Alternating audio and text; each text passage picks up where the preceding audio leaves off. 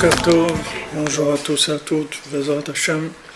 On va continuer dans notre étude sur Ilchot Purim dans l'écoute à la Chot, page 514, dans la Chad Dalet. Qu'on avait commencé la semaine dernière, c'est la Torah Lamed Gimel dans l'écoute Moran qui traite de cette Torah-là. C'est-à-dire c'est cette Torah Lamed Gimel selon laquelle Rabbi Nathan il va analyser le Inyan de Purim. והכלל כי מלוא כל ארץ כבודו והוא ממלא כל העלמין סובב כל העלמין ולית אתר פנוי מיני. Donc c'est par là qu'on a commencé la semaine dernière, mais je crois que tout le cours on n'a fait que sur ce passage-là.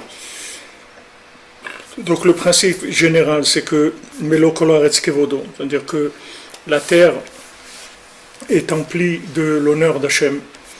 והוא ממלא כל העלמין וסובב כל העלמין. Et Akadosh Baruch Hu, il remplit tous les mondes, il entoure tous les mondes. Velet atar panouy mine. Il n'y a aucun endroit qui se trouve vide de la présence divine.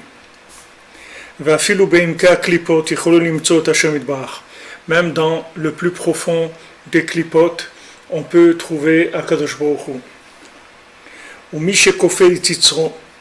Et celui qui domine ses tendances, ses impulsions, Azaï Keshemedaber im Agoyim Oroem Aseem. Quand lui, il parle avec les Goïm, avec les nations, ou bien quand il voit leurs actions, Azaï Aral Nofel Venit Baten Negdo, Venit Gale Atov Shayan Italem Sham. À ce moment-là, le mal tombe face à lui, face à celui qui a dominé ses émotions, et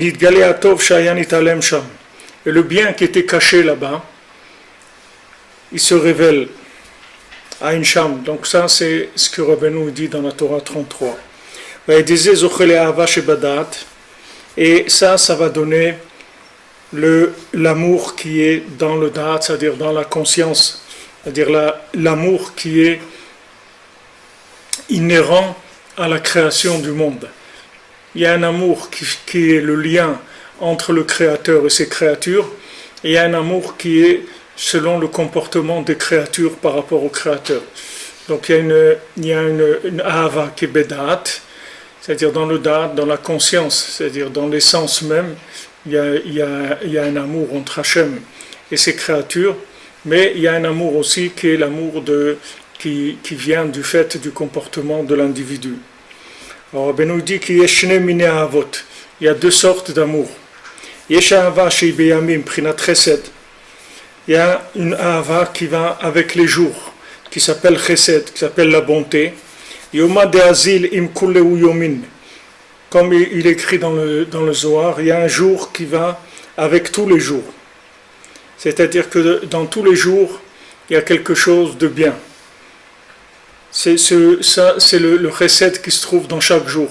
Dans chaque jour, il y a une possibilité de faire le bien. Il y a un amour qui est au-dessus des jours, c'est-à-dire au-dessus des mesures, les malamidot, au-dessus des midot, des mesures.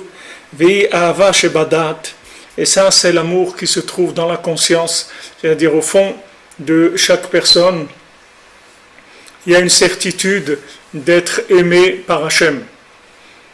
C'est-à-dire au fond de chacun, si chacun se considère comme une créature d'Hachem, ça va lui permettre de pouvoir découvrir cet amour qu'Hachem il a pour lui, qui est indépendant de son comportement. C'est-à-dire qu'il y a un amour qui va venir dans les jours, dans les mesures, c'est-à-dire que la personne, quand elle va faire des bonnes actions, ça va augmenter l'amour qu'Hachem il a pour lui, mais il y a un amour qui est dans l'essence même, c'est-à-dire que cet amour-là, il ne peut jamais être détruit. C'est quelque chose qui vient du fait qu'on est tous les créatures d'Hachem. Donc Hachem, il y a une miséricorde d'Hachem qui est liée au fait que c'est une créature. C'est pour ça que Hachem, il est jamais satisfait qu'il y ait la moindre destruction dans le monde. Même si ces gens-là, ils se sont trompés, ça ne change rien. quelqu'un qu'il ait raison ou qu'il ait tort, ça ne change rien pour Hachem, par rapport à l'amour qu'il a sur cet amour-là qui vient du fait que c'est une créature d'Hachem. Maintenant, ensuite, si la personne elle se comporte bien, alors ça sera encore mieux, mais c'est impossible d'arriver chez Hachem à une haine d'Hachem ou un détournement d'Hachem par rapport à l'individu. C'est-à-dire Hachem, il aime toujours chacun. Maintenant, le problème, c'est que nous, on perd cette conscience-là. Parce que comme nous, on est dans des mesures, donc on n'a pas idée tellement qu'est-ce que c'est l'amour qui n'est pas dans les mesures. On peut le comprendre un petit peu avec les parents. Je ne sais pas les parents d'aujourd'hui tellement, mais je ne sais pas qu'est-ce que c'est les parents aujourd'hui. C'est-à-dire qu'est-ce que les parents ils sont prêts à faire pour leurs enfants aujourd'hui par rapport à ce qui existait avant. Mais disons que dans le rapport entre les parents et les enfants, on peut trouver une trace de cet amour-là, qui est un amour inconditionnel. C'est-à-dire même que l'enfant il se comporte mal, ça va pas déranger l'amour qu'il y a, du rapport qui est l'amour maternel ou paternel, ça va pas atteindre cette chose-là. Même s'il a un comportement qui laisse à désirer, ça va pas venir toucher cette chose-là. Alors maintenant, chaque créature dans le monde, il y a un amour d'Hachem, puisque Hachem, il est joyeux de ce qu'il a créé. Hachem, il est heureux, il est joyeux de la création.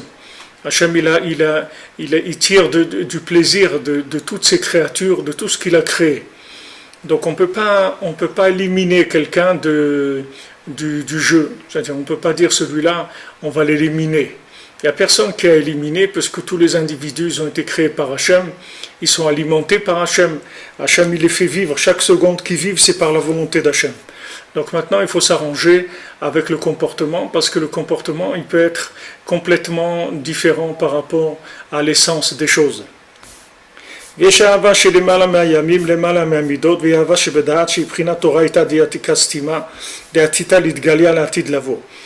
maintenant, cet amour-là, il est pas encore mis dans des mesures qui sont palpables par l'esprit, et cet amour-là, il va se révéler que quand il y aura la révélation de la Torah de Atikastima, c'est-à-dire cette Torah-là que Rabbi Nachman il a révélée, qui a commencé déjà avec le Zohar, avec Rabbi Shimon, avec le Harizal, avec le Baal Shem Tov, mais Rabbeinu il a révélé cet enseignement-là de façon parfaite, c'est-à-dire la révélation du Likutei Moharan ou du Sipurim Asiot ou du Sefer Amidot ou du Sichot Haran, ça c'est la Torah de Atikastima, de Atita Lidgalia, c'est-à-dire c'est une Torah qui est la Torah cachée que Rabbi Nachman il a révélée. Donc maintenant cette Torah-là, qu'est-ce qu'elle a? Cette Torah, elle a comme fonction par rapport à ce qu'il dit ici, comme caractéristique, si on peut dire, c'est qu'elle les révèle l'amour caché. Tant qu'il n'y avait pas cette Torah, on pouvait croire qu'il y a un amour, que Hachem il nous aime, malgré qu'on a fait des bêtises. On peut adhérer à une idée comme ça. Quand on dit à quelqu'un ne te décourage pas, sache que Hachem il t'aime, même si tu as fait des bêtises, Hachem il accepte le pardon, il pardonne, il accepte la tchouva, etc. Ça c'est toujours un dialogue de mesure. C'est-à-dire qu'on va avoir un dialogue de mesure par rapport à l'individu, et ce dialogue de mesure, on va essayer d'être large dans la mesure, de manière à récupérer l'individu, mais toujours dans des mesures. Ça c'est toute la Torah, jusqu'à la révélation du Zohar de Rabbi Shimon Bar Yochai. Quand le Zohar il a commencé à se révéler, alors c'est la Torah du futur qui a commencé à se révéler. Elle a commencé Zohar, Kabbalah du Harizal, Chassidut du Baal Shem Tov, et après Rabbeinu il est venu et il a révélé cette Torah de façon complète, parfaite, même au-delà de tout ce qu'on pouvait même supporter, puisque, comme je vous ai dit la semaine dernière, il y a le livre caché, que ce livre-là, c'est que quand Mashiach viendra, qui sortira. Alors maintenant, quel est le chidouche de cette Torah-là? Qu'est-ce qu'il dit quand il dit ici que la Hava Shebedat, c'est la Torah de la Oraita de Atikas Sima? C'est-à-dire, qu'est-ce que ça veut dire que cet amour-là, cet amour qu'Hachem il a pour ses créatures et pour la création de façon inconditionnelle, c'est que la Torah cachée, cette Torah-là du futur qui va révéler. Ça veut dire que maintenant, quand Rabbi Nachman il est venu dans le monde, il est venu pour révéler cette Torah-là, et bien sûr avec toutes les difficultés qu'il y a eu à révéler cette Torah-là. Mais le fait qu'il a obtenu chez Hachem l'autorisation de révéler cette Torah-là, ça veut dire que Hachem, il a donné à Rabbi Nachman la possibilité de révéler au monde combien Hachem, il aime chacun d'entre nous. Mais dans des mesures. C'est plus quelque chose de large, d'empirique. C'est quelque chose qui rentre dans des mesures. C'est-à-dire que maintenant, il a pris la Hava Shebedaat et il a rentré dans des midot. C'est-à-dire que il a décroché, parce que pourquoi maintenant cette Hava Shebedaat, elle est tlouya, elle dépend de la Torah du futur. Parce que si maintenant tu connais cette Torah du futur, alors tu vas prendre connaissance qu'Hachem il t'aime de façon inconditionnelle. Donc tu vas te détendre. Tu vas te dire, bon Hachem, mon père, il va jamais me fermer la porte de la maison. Et ma mère, elle me préparera toujours à manger. Donc peu importe si maintenant j'ai fait des bêtises, ou que j'ai volé une motocyclette, ou j'ai fait le beurre noir à mon voisin, ou n'importe quoi, je rentre à la maison, je trouve toujours la porte ouverte, et je trouve toujours un repas chaud. Donc ça va me détendre. Ça va me sécuriser, ça va me tranquilliser, ça va m'enlever le stress. Parce que la Torah qui est la Torah du Niglé, la Torah qui révélait l'amour dans les mesures, ça c'est une Torah d'échange. C'est-à-dire on dit, regarde mon ami, nous ici, on attend de toi ça et ça et ça. Si tu corresponds à ce qu'on attend de toi, la porte sera toujours ouverte, tu auras toujours un repas. Mais si jamais tu commences à dérailler par rapport à ce qu'on attend de toi, on s'excuse, mais tu trouveras la porte fermée. Donc ça, c'est les règles du jeu. C'est les règles du jeu entre Akadosh Baruch Hu et le monde. C'est les règles du jeu de la Torah qui est la Torah béniglée. C'est Asur, Mutar, Taor, Tamé, Kacher, Pasoul. C'est-à-dire là où tu es dans l'interdit, où tu es dans le permis. Okay. Ça, c'est la Torah qui donne une ahava dans les mesures. C'est-à-dire que maintenant, tu as bien travaillé, tu seras récompensé. Tu auras fait ça, tu arriveras à la réussite. Ça, il y a des lois, des règles. Cette Torah-là du futur, c'est une Torah où il n'y a plus de règles. Parce que c'est une Torah, on va l'exploiter, la pensée d'Hachem, dans sa création du monde. C'est-à-dire, on va prendre les parents, on va leur dire, monsieur, madame, ça c'est votre enfant, d'accord? Maintenant, pourquoi vous avez eu des enfants? Pourquoi vous avez eu à avoir des enfants? Parce que vous les aimez, vos enfants. Donc maintenant, il ne faut pas être dur avec eux. Parce que maintenant, toute la raison pourquoi vous allez avoir... Quand cet enfant il était bébé, il était tout mignon, tout ça, vous l'aimiez beaucoup, vous jouez avec lui toute la journée et tout. Alors maintenant, parce qu'il a 15 ans, 16 ans, il vole des motocyclettes, alors vous ne voulez plus le laisser rentrer à la maison. Alors il faut quand même essayer d'avoir un peu de miséricorde, de voir qu'il a des crises, c'est quand même votre fils. Si vous fermez les portes, où il va aller? Il va être perdu. Donc on va essayer de réveiller chez les parents l'amour paternel et maternel. Et en réveillant cet amour-là, on va arriver à dépasser les frictions qui ont été créées par le comportement.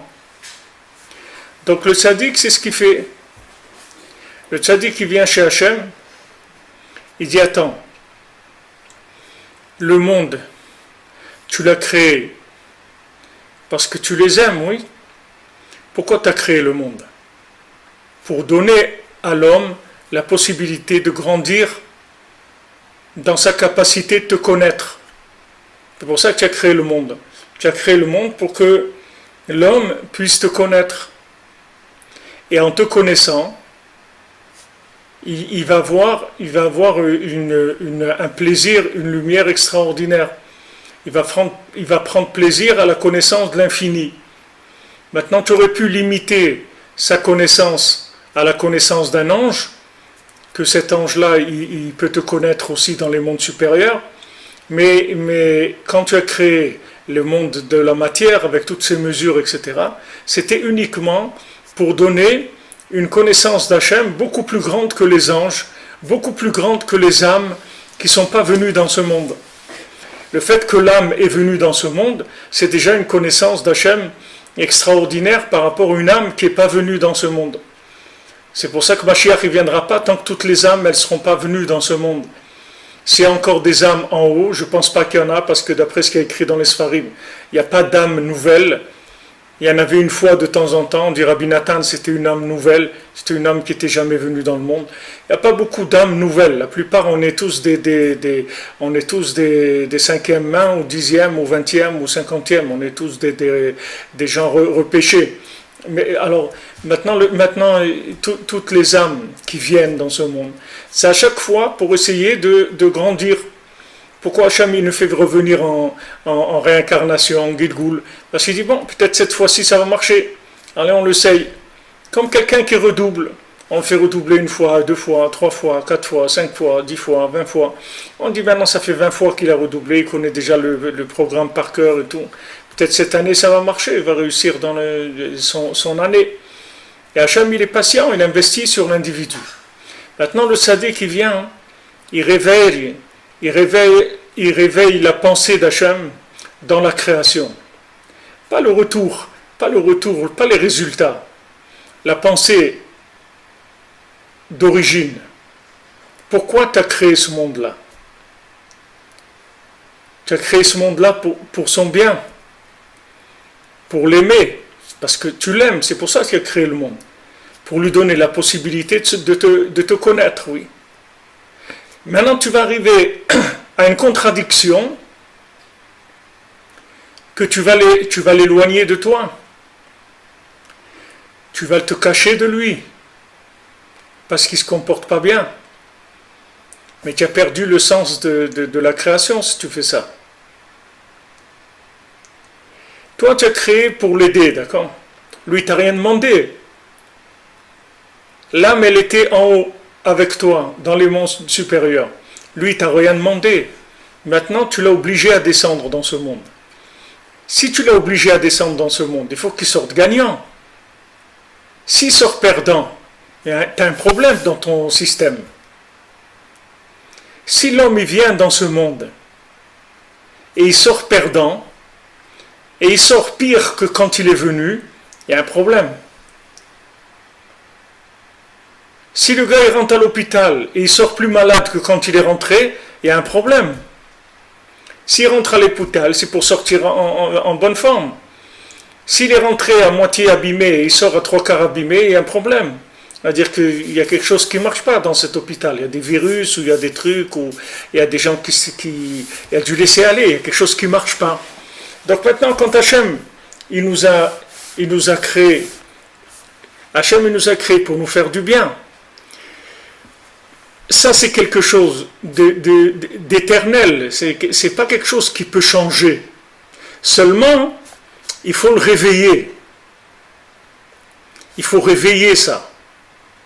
Et ça, c'est pas la Torah comme on la connaît. Parce que la Torah comme on la connaît, c'est la Torah par rapport au comportement de l'homme. C'est-à-dire c'est une Torah de mesure par rapport au comportement de l'homme. Tu fais bien, tu seras récompensé. Tu ferais pas bien, tu dois te réparer. Tu fais des choses pas bien, il te faut des tikkunim, il faut de la réparation. Ça c'est la Torah des midot. Ça c'est la Torah comme on l'a toujours connue. Maintenant, depuis que le Zohar il a commencé la Torah de l'amour profond d'Hachem pour sa création et ses créatures. Et ça, c'est quelque chose qui va faire que grandir jusqu'à ce que Rabbeinu est venu et il a révélé ça de façon totale, c'est-à-dire de façon parfaite, puisqu'il a dit j'ai terminé, j'ai gagné, j'ai terminé. Qu'est-ce que ça veut dire j'ai gagné, j'ai terminé? Ça veut dire que on va plus considérer les mesures. On va chercher l'amour, l'amour d'affiliation, si on veut. Je ne sais pas comment on peut appeler ça, c'est-à-dire comment on appelle, c'est l'amour des parents, l'amour parental, si on veut. On ne veut plus parler de comportement. On ne va pas regarder si le fils il a réussi, il n'a pas réussi, si c'est un voyou, si c'est un gars bien. On ne va plus regarder ça. On a trouvé une méthode pour appliquer l'amour parental. Donc maintenant, on ne va plus s'occuper du comportement de l'individu. On va s'occuper du développement de cet amour-là, c'est tout. Et le plus dur, ça va être de lui faire prendre conscience à lui de cette chose-là. Parce qu'une fois que le tzaddik, lui, il a décroché la miséricorde chez Hachem, comme Rabbeinu dit, je suis moi-même les 24 tribunaux d'en haut, et si dans les 24 tribunaux, c'est quoi ces 24 tribunaux? Ça veut dire chaque heure, il y a un tribunal qui siège pendant 24 heures de la journée. Chaque heure, il y a un tribunal qui siège et qui juge le monde sur cette heure-là. Qu'est-ce qu'il y a eu pendant cette heure? Tous les individus sont jugés, toute l'humanité est jugée toutes les heures. Il y a un tribunal qui siège. Et il y a des conclusions. Voilà, ils débattent, etc. Ça comme ça comme ci, ça tac, tac, tac, tac, ok. Chaque heure, c'est comme ça. Pendant 24 heures. Donc en haut, il y a 24 tribunaux différents qui siègent dans chaque heure. Maintenant, Rabbeinu dit, moi, je peux changer le verdict de tous les tribunaux. D'abord, j'essaie d'arranger dans le tribunal lui-même. Si je vois que dans le tribunal, il n'y a rien à faire, alors j'annule complètement les jugements qui ont été faits et j'impose le mien. Et je dis, voilà, c'est comme ça qu'on va faire. Comment Rabbeinu il fait ça? Comment il peut faire ça? Comment tu peux rentrer maintenant à dire à ces ouaves-là qui ont fait sortir les gens de Hamona, comment tu leur dis, bon, messieurs les ouaves là, la Cour suprême, la cour, la cour des miracles, oui, c'est pas la Cour suprême. Messieurs, c'est bien beau ce que vous dites, mais on n'a rien à faire parce que nous on va rester là. C'est dommage, mais on va pas vous écouter. Votre décret, on déchire, et voilà, comme il a fait Trump, là, quelqu'un m'a envoyé une vidéo. Il y a quelqu'un qui fait une conférence, je ne sais pas quoi, sur l'immigration, je ne sais pas quoi. Alors, il y a quelqu'un qui se lève et qui lit un truc, qui dit, Monsieur le Président, vous n'avez pas le droit de faire ça. Alors il lui dit, sit down, assieds-toi. Et l'autre, il continue à lire. Alors il fait comme ça. Et le garde de corps, il vient, il le prend. Et lui dit, tu n'as pas le droit de me toucher. Je dis, d'accord. Il le lève, et il l'emmène, il le met dehors. Ça va? Ok. Allez. Circulez. C'est fini cette période-là. Quelqu'un vient et dit, oui, vous comprenez. Il dit, non, il n'y a rien à comprendre, mon ami. Dehors, vite. Dehors, on n'a pas de temps à perdre, on doit travailler, on a des choses à faire. Ok. Maintenant, Rabbi Nachman, il vient devant les tribunaux, il dit, vous êtes arrangés? Vous avez trouvé quelque chose de bien pour ce monsieur-là, vous lui avez arrangé l'affaire d'après vos règles. Non, vous n'avez pas trouvé, ok. Alors, en tout cas, ce que vous avez décidé, vous l'annulez. Et voilà ce que je demande, ça et ça et ça. Comment il fait ça? Comment il vient et il change la chose? Parce qu'il a un pouvoir. Ce pouvoir, c'est quoi? D'où lui vient ce pouvoir? Parce que tu as du pouvoir, tu vas annuler tous les tribunaux, ils n'ont plus de valeur. Tu ne peux pas annuler tous les tribunaux. C'est qu'il vient avec une Torah qui n'est pas la Torah avec laquelle eux ils jugent. Imagine-toi maintenant que quelqu'un, il est jugé, ok? Alors on vient, on présente le dossier, on dit voilà les actes, les faits, les trucs, ce qu'il y a eu, tac, tac, tac, ça, ok. Alors monsieur le juge, qu'est-ce que vous dites? Eh bien, il dit voilà, d'après les actes et ce qu'il y a eu, voilà, bon. Alors il faudrait faire ça et ça. Il dit, mais monsieur le juge, juste un petit détail, c'est que le monsieur dont on parle, c'est votre fils. Ah, c'est mon fils? Oui. Ah, mais viens, on rentre à la maison. Mais viens, on rentre à la maison. C'est fini.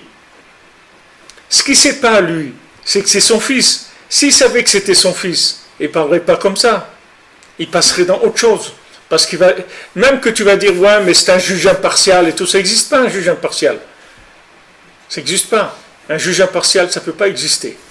C'est pour ça qu'il y a besoin de 3 juges toujours pour faire un tribunal. On ne peut pas un juge, parce qu'il n'y a pas de juge impartial. N'importe quel juge, il penche ou à droite ou à gauche. Alors il a besoin d'un deuxième qui le redresse, et le deuxième, il a besoin du premier pour le redresser, le troisième, pour trancher, ni à droite ni à gauche. Quand il y a 3, il y a toujours, tu peux trouver toujours le émet. Comme le émet, il y a 3 lettres. Alors quand il y a 3, tu peux toujours mettre tu peux toujours voir la vérité. Comme on dit, c'est-à-dire quand il y a un verset qui dit une chose et un autre verset qui dit autre chose, alors on cherche un troisième qui tranche entre les deux. Maintenant le tzaddik, comment il tranche? Parce que lui, il amène la Torah qui est cachée, c'est la Torah du dessert, c'est la Torah de la fête, de la fin, c'est la Torah de la fête de fin d'année, vous comprenez? C'est pas la Torah du début de l'année où tous les professeurs ils ont une tête comme ça, où ils sont stricts et tout, alors vous êtes à l'heure, vous avez votre stylo, truc, etc. Non, c'est pas ça. On passe à autre chose, complètement. C'est déjà la Torah de la fin de l'année. Alors c'est la Torah d'après la fin de l'humanité, c'est-à-dire d'après la fin de tout ce qui est rapport de mesure. Alors le tzaddik qui vient, il impose ce jugement-là. Parce qu'il vient avec une Torah. C'est-à-dire il a fait descendre cette Torah. C'est pas que lui connaît une Torah qui se trouve quelque part. Non, il a fait descendre la Torah. Rabbeinu, dans sa dernière année, il a raconté le Ben Melech, le Ben Shifra, le fils du roi, le fils de la servante. Il a raconté le Baal Tfila. Il a raconté les 7 mendiants. Tous ces contes-là, Rabbeinu les a racontés la dernière année de sa vie. C'est-à-dire, Rabbeinu, il a fait descendre ces choses-là, et il fallait qu'il cherche. Le plus dur, c'était de trouver dans le monde des points d'ancrage pour faire descendre ces choses-là. Il y a beaucoup de tzadikim qui ont voulu faire descendre des enseignements, mais ils ne sont pas arrivés. Ils ne sont pas arrivés. Parce qu'il n'y avait pas de point d'ancrage sur la terre. C'est-à-dire qu'il n'y avait rien sur terre qui pouvait correspondre à ça. C'est-à-dire que pour arriver maintenant à faire descendre cette Torah, qui est l'amour absolu d'Hachem pour son monde, il faut révéler dans le relatif le point positif qu'il y a dans tout. Alors ce que Rabbeinu faisait, c'est ça. Rabbeinu, dans tous ses déplacements, il faisait que chercher tous les points positifs qu'il peut y avoir dans le monde. Et d'après ces points positifs-là, il avait le droit de faire descendre la Torah de l'amour absolu d'Hachem. Donc chaque Torah après qu'il a fait descendre, c'est qu'une Torah qui venait faire basculer l'humanité du côté de l'amour absolu d'Hachem. Donc Rabbeinu, il a obtenu que le monde ne serait pas détruit, Et que aussi, Mashiach, il viendrait aussi sans guerre. Sans guerre, c'est-à-dire que avec de la prière, c'est tout.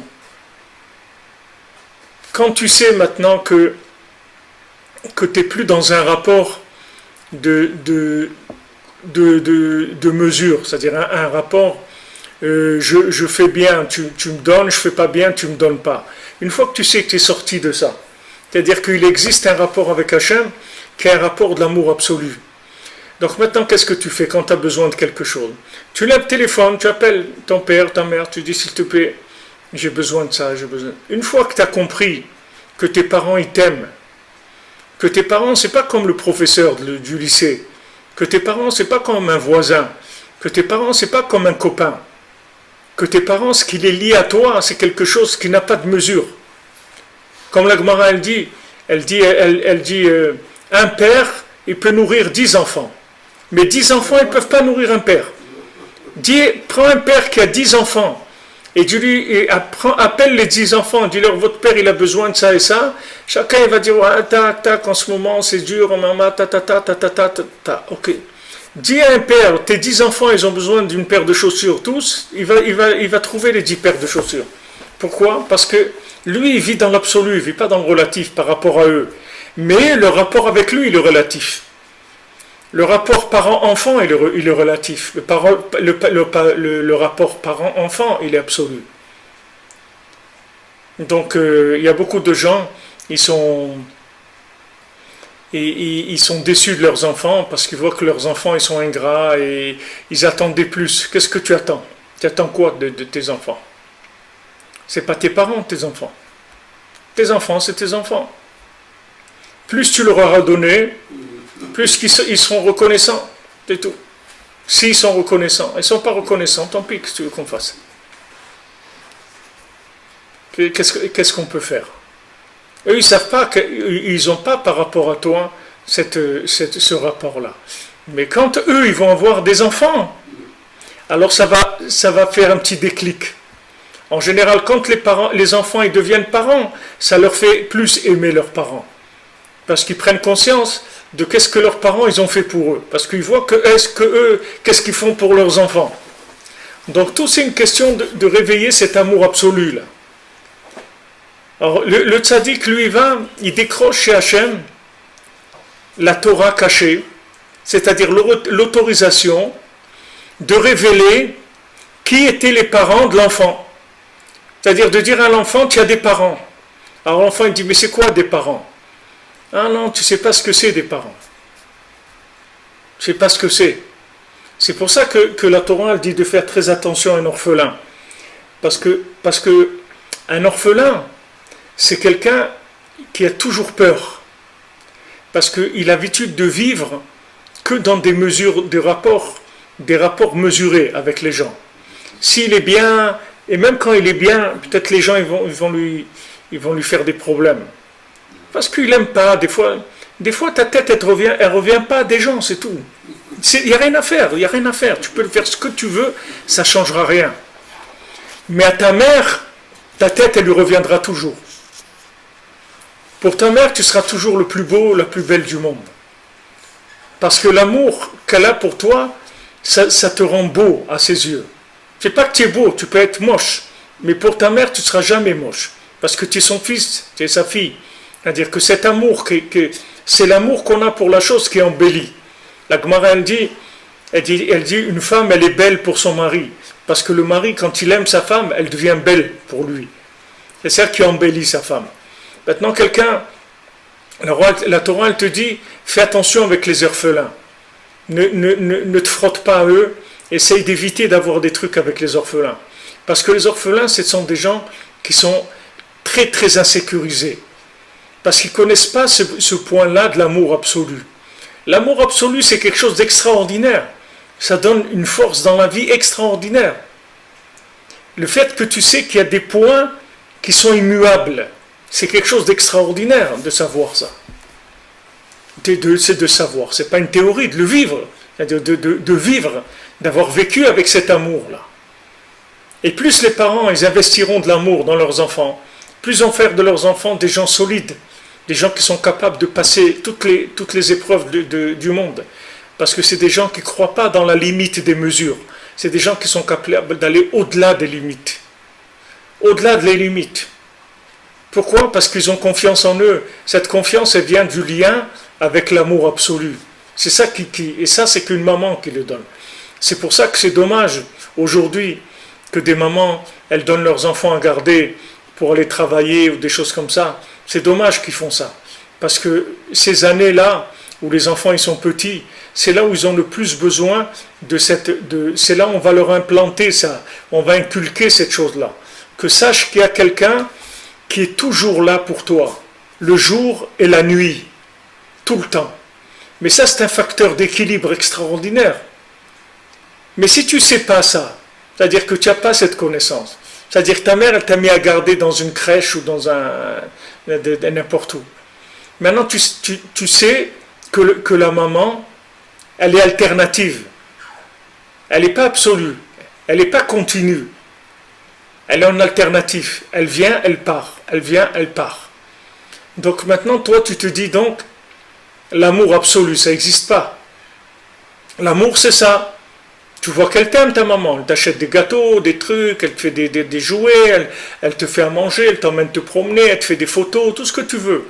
Mais elle part. Elle te laisse.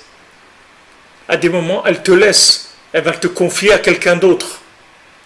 Donc à ce moment-là, elle t'a abandonné. C'est-à-dire le moment où elle t'a confié à quelqu'un d'autre, à ce moment-là, elle t'a abandonné. Donc, quand maintenant elle t'a abandonné, elle ne peut pas te dire après, elle ne peut pas te dire il existe un amour absolu. Parce qu'il n'y a pas, pour toi, tu sais très bien qu'il n'y a pas d'amour absolu. Pourquoi? Parce que au lieu que ta maman elle soit présente 24 heures sur 24, 7 jours sur 7, tu peux pas dire pouce. Quand tu es une maman, tu peux pas dire pouce. C'est-à-dire il faut que tu sois disponible pour ton enfant 24 heures sur 24. Et souvent, l'enfant il va te demander quelque chose, c'est pas parce qu'il a besoin de rien du tout. Il a besoin rien que de savoir que tu es là, c'est tout. Donc il va pleurer la nuit, tu vas te lever, il va voir que tu es là, ça suffit, il va se rendormir. Il a besoin de rien, ni de manger, ni de s'engager, ni rien du tout. Il a besoin uniquement de savoir que sa mère, elle est là. Pourquoi Hachem, il a mis ça dans le monde? Pourquoi Hachem, il a mis ça dans le monde? Pourquoi Hachem, il n'a pas fait qu'il y a un rapport entre les parents et les enfants qui est aussi relatif ou alternatif? Pourquoi il a mis des notions qui sont proches de l'absolu, c'est-à-dire un amour qui est proche de l'absolu? Parce que Hachem, il veut te donner le remez dans ta chair, dans ton nefesh, qu'il y a Torah de Atikastima, qu'il y a un Torah de Atikastima. La Torah de Atikastima, ça veut dire que Hachem, il t'aime n'importe comment que tu sois. Et à la limite, il n'en a rien à faire de ce que tu fais, ou de ce que tu ne fais pas. Parce qu'Hachem, il a créé le monde pour toi, pour te faire du bien, c'est tout. Maintenant que tu sois un voyou, ou que tu sois un PDG de Renault, ça ne change rien pour lui. Ça ne change rien. Que tu voles des mobilettes, ou que tu sois PDG de Renault, ça ne change rien. L'amour qu'il a pour toi, il ne change pas. Parce que c'est l'amour du Créateur pour ses créatures. Et ça, c'est avant de commencer l'histoire de l'action. C'est avant de commencer Bereshit. Avant de mettre en place toute la mise en scène. Tu vas faire ça et tu vas faire ce qui est permis et tu ne vas pas faire ce qui est interdit. Avant de passer dans les Midot, dans la Torah de Midot, il y a une Torah de Atikastima. Cette Torah de Atikastima, c'est Ahava Shebedaat. C'est-à-dire qu'il faut que tu saches qu'Hachem, il t'aime, peu importe comment tu es. Et ça, Hachem, il l'a mis dans la bria, dans l'amour des parents. C'est-à-dire que maintenant, c'est pour ça, comme je vous ai dit, que la Torah dit « Fais attention avec l'orphelin. Ne t'amuse pas avec les orphelins. » Parce que les orphelins, c'est des gens qui ne connaissent pas l'amour absolu. Ils n'ont jamais eu une maman qu'ils pouvaient sonner 24 heures sur 24, elle était toujours là pour dire « Qu'est-ce que tu veux, mon fils? Qu'est-ce que tu as besoin de quoi ?» Cet amour-là, ils ne le connaissent pas. Ils connaissent que l'amour des rapports de business. C'est-à-dire, je te donne, tu me donnes. Je fais bien, tu me récompenses. Je fais pas bien, tu me donnes une claque. Voilà, c'est tout ce qu'ils connaissent. Ils connaissent que ça. Ils ne savent pas qu'il existe un amour. Et même quand ils ont de l'amitié et tout, c'est que de l'amitié qui est tlouia dans le Devarim. Ça n'existe pas une amitié qui n'est pas dépendante. C'est David et Jonathan, c'est des choses qui sont pas de ce monde. C'est des amitiés qui ne sont pas de ce monde, entre des gens qui sont d'un niveau très élevé. Mais tout ce qu'il y a dans le monde, c'est de l'échange. C'est de l'échange, on échange. Je te donne, tu me donnes. Tu fais bien, je te récompense. Tu fais pas bien, je te punis, c'est tout. Ça, c'est la vie normale. La Torah, elle te dit, fais attention à un orphelin. Parce qu'un orphelin, dans ce monde-là, du moment où il ne connaît pas, il n'a pas vécu cette notion d'amour absolu, il est perdu dans le monde. Il est perdu parce qu'il a peur, Tandis que celui qui a une maman qu'il a aimée, il n'a jamais peur. Il n'a jamais peur. Pourquoi? Parce qu'il sait qu'il existe une dimension qui est au-dessus du relatif. Que maintenant, même s'il fait des bêtises toute la journée, il existe quelque chose qui est au-dessus de tout comportement et que tout rapport de mesure. Ça s'appelle Torah de Atikastima. Donc celui qui a la Torah de Atikastima, il annule les 24 tribunaux. Il vient devant les 24 tribunaux qu'en haut. Il dit voilà, vous jugez avec quoi? Avec des mesures, oui. Voyons voir si vos mesures, elles sont valables. À quelle conclusion vous êtes arrivés? Ils disent voilà que la conclusion du Beddin, ça et ça. Il dit je ne suis pas d'accord. Passons à un autre Beddin. Maintenant, les 24 tribunaux, ils ont condamné le Ben Adam. Rabbi Nachman, il vient, il annule les 24 tribunaux. Il dit voilà, ma décision, c'est celle-là. Comment il fait ça? C'est pour ça que j'insiste sur ça. Comment il fait ça? Pourquoi n'importe qui ne peut pas faire ça? C'est pour ça que les gens ils me font rigoler quand ils disent ouais, les tzadikim, on va faire la Iloula des tzadikim, on va chez la Iloula des tzadikim. Tu crois qu'un tzadik peut faire ça? Il n'y a que Rabbi Nachman qui peut faire ça. Il n'y a personne qui peut faire ça. Il n'y a que celui qui a fait descendre dans le monde la Torah du futur, qui était gardée pour le dessert, pour la fête de fin d'année, comme je vous ai dit. C'est-à-dire cette Torah qui était une Torah pour fêter le rapport avec Hachem de l'humanité à la fin de l'histoire. Lui, il l'a déjà fait descendre maintenant. Et qu'est-ce que c'est cette Torah-là? C'est que tu puisses comprendre que Hachem, il t'aime n'importe comment que tu es. Et que Hachem, il a créé le monde parce qu'il aime les gens. Il a créé le monde parce qu'il les aime. Même Paro, on ne fait pas le Hallel à Pessah, parce qu'Hachem, il n'était pas content que Paro il se noie avec ses hommes. Pourtant, Paro, c'était pas le bonhomme le plus sympa qui est sur terre. Paro, il a fait souffrir l'homme Israël. Il a fait de l'esclavage, il a fait des choses terribles l'homme Israël.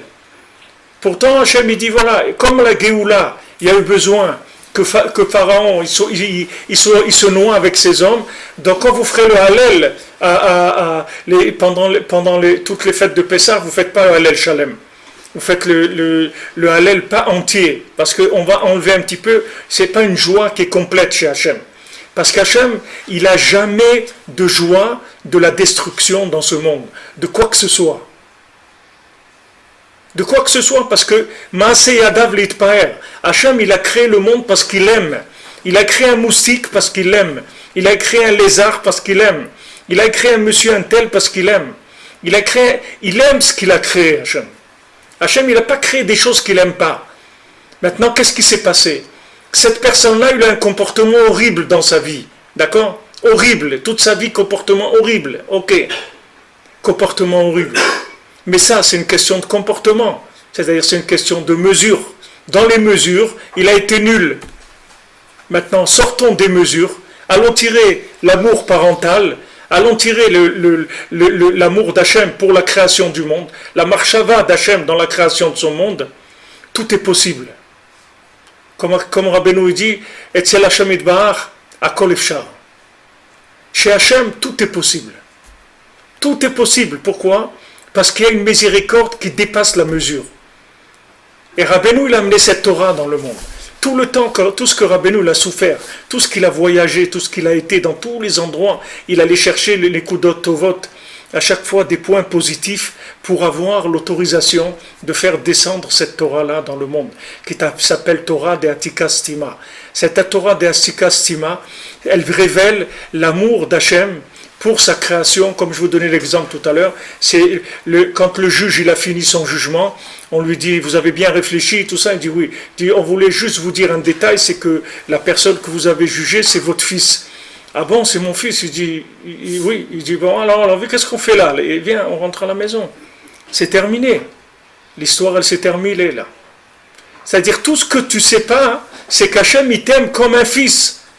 Pas comme un professeur, ou comme un maître, ou comme un voisin, ou comme un adjoint, ou comme un copain, ou comme ou un associé. Hachem, il t'aime comme un fils. Donc si tu sais qu'Hachem, il t'aime comme un fils, tu vas te détendre, tu vas être tranquille, tu vas te sentir sécurisé. C'est ce qui manque à un orphelin, cette sécurité-là. Parce qu'il n'a jamais goûté ça, il ne sait pas ce que c'est. Et je répète ce que j'ai dit tout à l'heure, c'est pour ça que c'est dommage qu'il y a des mamans qui donnent leurs enfants à garder. C'est dommage. Parce qu'un enfant, tu ne peux pas le rouler. Un enfant, tu ne peux pas le rouler. Un enfant, si tu le donnes à garder, ça veut dire que tu ne l'aimes pas. C'est tout. Tu peux lui raconter ce que tu veux. C'est parce qu'il y a la bar mitzvah de ton cousin, le mariage de ton... Tout ce que tu veux, tu peux raconter. Mais un enfant, si tu le laisses, ça veut dire que tu ne l'aimes pas. C'est tout. Sa maman. L'amour d'une maman pour un enfant, c'est 24 heures sur 24, non-stop. Ça ne peut jamais s'arrêter. C'est comme ça que tu vas le construire. Tu vas le construire qu'il va avoir en lui, il a goûté à ce que Rabbeinu l'appelle Ahava Shebedaat, c'est-à-dire cet amour-là qui dépasse les mesures du monde. Sinon, si tu le laisses, des fois tu le prends, des fois tu le laisses, ça veut dire que tu l'aimes. Mais la voisine aussi, elle l'aime. Son cousin aussi, il l'aime. Sa cousine aussi, elle l'aime. Son beau-frère aussi, il l'aime. Il y a beaucoup de gens qui l'aiment. Mais ça y est, tu es rentré dans un rapport de mesure. Il faut un rapport absolu. Avec l'enfant, il faut un rapport absolu, au maximum, tant que tu peux. Tant qu'il ne va pas à l'école, c'est-à-dire c'est dommage un bébé, parce qu'un bébé, c'est pas un idiot. Rabbeinu dit un bébé, c'est un petit monsieur, c'est tout. Mais ne croyez pas que les gens disent oui, les petits, ils ne se rendent pas compte. C'est toi qui ne se rends pas compte, c'est pas lui. Toi, tu ne te rends pas compte. Mais lui, il se rend compte. Toi, tu ne te rends pas compte, mais lui, il se rend compte de tout. Lui amène-lui dans un endroit où il y a la télé, il se rend compte. Même s'il ne regarde pas la télé, il sait qu'est-ce qu'il y a dans la maison. Tu crois parce qu'il est petit, il ne voit rien. Mais au contraire, il voit plus que toi, il sent plus que toi, il est plus sensible que toi, il enregistre beaucoup, beaucoup plus que toi. Parce que toi, ta machine, elle est déjà un petit peu encrassée avec les trucs de ce monde-là, tout ce qui est, toute la pollution du monde. Un enfant, il n'est pas pollué, il capte tout. Donc tu ne peux pas le rouler. Un enfant, tu le donnes à garder, babysit, ce truc, c'est une cassure que tu fais. C'est sûr que c'est dur, mais c'est le prix si tu veux construire un Ben Adam. Tu veux construire quelqu'un de solide, c'est comme ça que tu vas le construire. Après tout, c'est beaucoup plus facile dans sa vie, parce que tu vas lui donner une audace, une force intérieure extraordinaire, parce qu'il va être alimenté par cette ahava chez Bedaat, qui est l'ahava des parents pour leurs enfants, qui est un remez de l'ahava des parents pour leurs enfants, et surtout de la maman. C'est-à-dire cet amour-là, c'est quelque chose qui sécurise l'enfant. Ça va le sécuriser. Maintenant, quand ce sentiment-là que l'enfant il a de son père et de sa mère, ça vient de la bina, c'est-à-dire ça vient de la bina d'en haut, de la 50e pente. C'est-à-dire que là-haut, il sait très bien qu'au fond de lui, il sait que n'importe comment qu'il va être dans sa vie, Hachem, il va toujours le sauver. Hachem, il va toujours s'occuper de lui, Hachem, il va toujours l'aimer. Il ne va jamais regarder qu'est-ce qu'il a fait ou qu'est-ce qu'il n'a pas fait. Hachem, il aura un rapport avec lui d'amour absolu, pas relatif. Et ça va se révéler à la fin. À la fin. Mais quand Rabbeinu il est venu, il a révélé ça avant la fin. Il a révélé ça maintenant, parce que sinon l'humanité, elle ne pourrait pas tenir.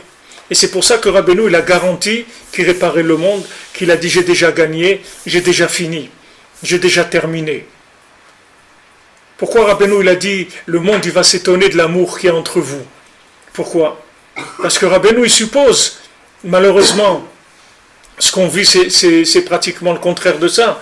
Mais à l'époque de Rabbi Nathan ou de Rav Ben Nachman, de Rav Nachman Tuchiner, c'était pas comme ça. Les Breslevers, ils se voyaient, ils s'embrassaient, ils faisaient Shechianu quand ils se voyaient à Rosh Hashanah. Il y avait un amour extraordinaire entre les gens. C'est pas aujourd'hui, chacun il est dans son petit truc.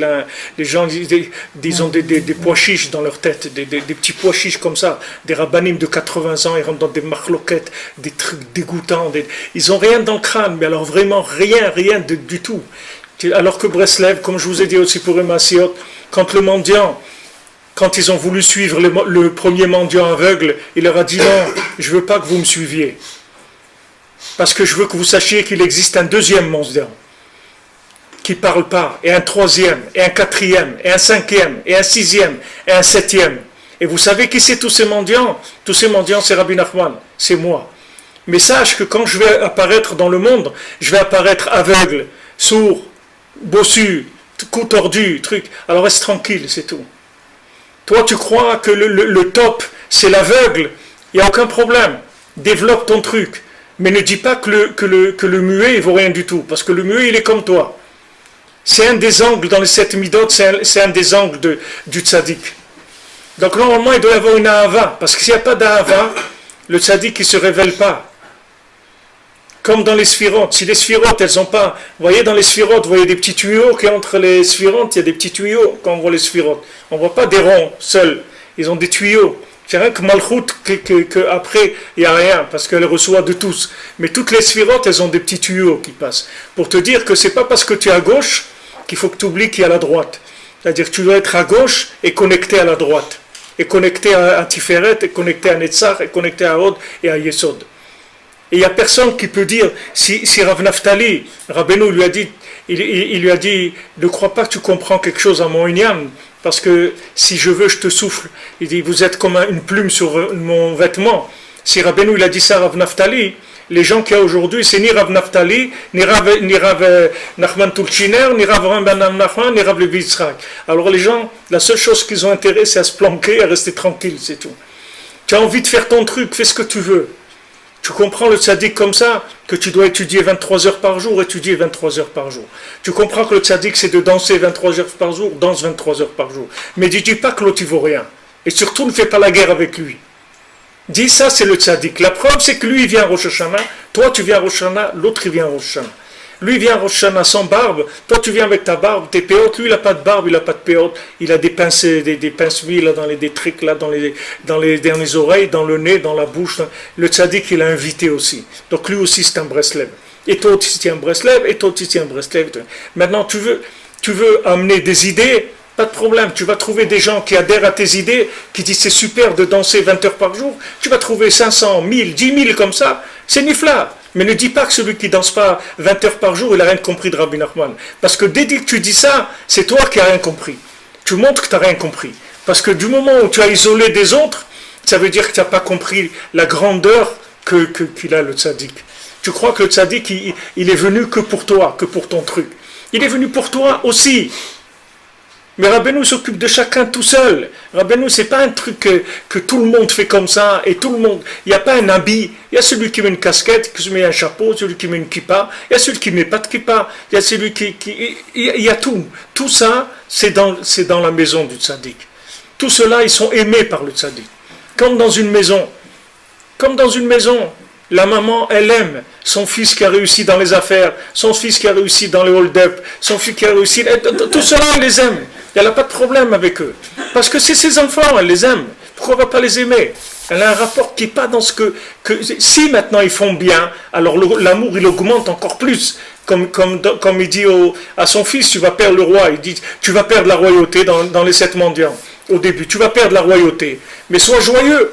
Parce que si tu es joyeux, alors moi je serai encore plus joyeux, parce que tu es joyeux. Mais si tu n'es pas joyeux, alors moi je serai joyeux que tu n'es pas roi, parce que tu ne peux pas être un roi. C'est-à-dire, on lui a dit, gère ta place, apprends à gérer ta place, sache qu'est-ce que c'est ta place. Donc cette Torah d'Atikastima, les gens ils n'ont pas compris qu'est-ce que c'est ça. Si les gens ils avaient compris qu'est-ce que c'est Torah d'Atikastima, d'abord il y aurait une Ahavat Israël extraordinaire. Parce que les gens, ils verraient que les maasés, c'est pas le travail qu'il a fait toute l'année, c'est pas ça qui va le faire réussir à l'examen. C'est-à-dire quand le professeur il va rentrer pour noter les gens, il va rentrer, il va dire d'abord sachez que vous avez tous réussi à l'examen. D'accord? Soyez tranquille. Maintenant voyons qu'est-ce que vous avez fait. Ah, toi tu as fait ça, mais c'est extraordinaire. Et toi tu as fait un peu de ça. Et toi tu as presque tout compris, mais c'est extraordinaire. Et toi tu n'as pas eu le temps de faire, tu as fait un petit peu un truc. C'est ce que Rabbeinu il a raconté l'histoire du pakiste, là, celui qui n'a pas eu le temps. C'est-à-dire que le roi il avait embauché deux artistes pour décorer son palais. Alors il y a un artiste qui a travaillé toute l'année et qui a peint tout le côté, qui a décoré tout un côté du palais. Le deuxième, c'était un peu un flemmard, tout ça, un truc, il disait je vais commencer demain, et arrivé à la fin de l'année, il voyait que maintenant il n'avait plus le temps de faire quoi que ce soit, il ne savait pas quoi faire. Alors qu'est-ce qu'il a fait? Il a trouvé une matière comme ça, du pakiste, il dit là-bas, c'est un truc comme du miroir, qu'il a mis sur tout le mur, qui était opposé au mur de l'autre. Il a fait quelque chose il a mis un miroir sur il a peint un miroir avec une matière de miroir. Alors quand le roi est arrivé pour visiter, ils ont baissé les rideaux des deux œuvres. Alors d'un côté le roi il voit l'œuvre d'art de la personne, et de l'autre côté il voit que le reflet de ça, avec en même temps le reflet de toute la pièce, etc. Et le roi il a dit c'est très beau, c'est magnifique, ces œuvres d'art elles sont magnifiques. Ça veut dire que maintenant le roi il les a félicités tous les deux. Celui-là il a tout fait, l'autre il a rien fait. Qu'est-ce qu'il a fait? Il a fait le pakiste, il a fait le miroir, c'est tout ce qu'il a fait. C'est tout ce qu'il a fait. Il n'a rien fait. Alors maintenant les gens disent ouais mais c'est pas juste, hein, l'autre il a bossé quand même, c'est pas... Ok, Baruch Hashem, qu'est-ce qu'il y a? Hashem il t'aime, il est content que tu as bossé. Tout ce que tu fais, c'est bien. Mais il ne faut pas croire que celui qui ne fait pas, Hashem il l'aime pas. Ne crois pas ça. Que si toi tu es capable de faire, Hashem il t'aime par rapport à ce que tu es capable de faire, et il a de la joie de toi et de ce que tu fais, il n'y a pas de problème. Mais ne juge pas celui qui ne fait pas. Parce que celui qui ne fait pas, tu ne sais pas qui c'est, et tu ne sais pas de quelles conditions il vit, etc. Et Hashem, il faut que tu saches qu'il a un amour qui est indépendant de ce que tu fais ou ce que tu ne fais pas. Et cet amour-là, il est révélé en mesure dans la Torah Be'atikastima. C'est-à-dire, ce qu'on dit là, ça peut être une théorie, mais la Torah Be'atikastima, la Torah cachée, que Rabbi Nachman il a révélée, c'est cette Torah-là, où tu comprends ça. C'est-à-dire qu'il te fait comprendre cette chose-là. Il l'a amené comme vécu dans le monde. Ce n'est pas quelque chose qui est une idée, c'est une Torah qu'il a descendue. Et cette Torah-là, elle va faire que tout le monde va se rapprocher d'Hachem.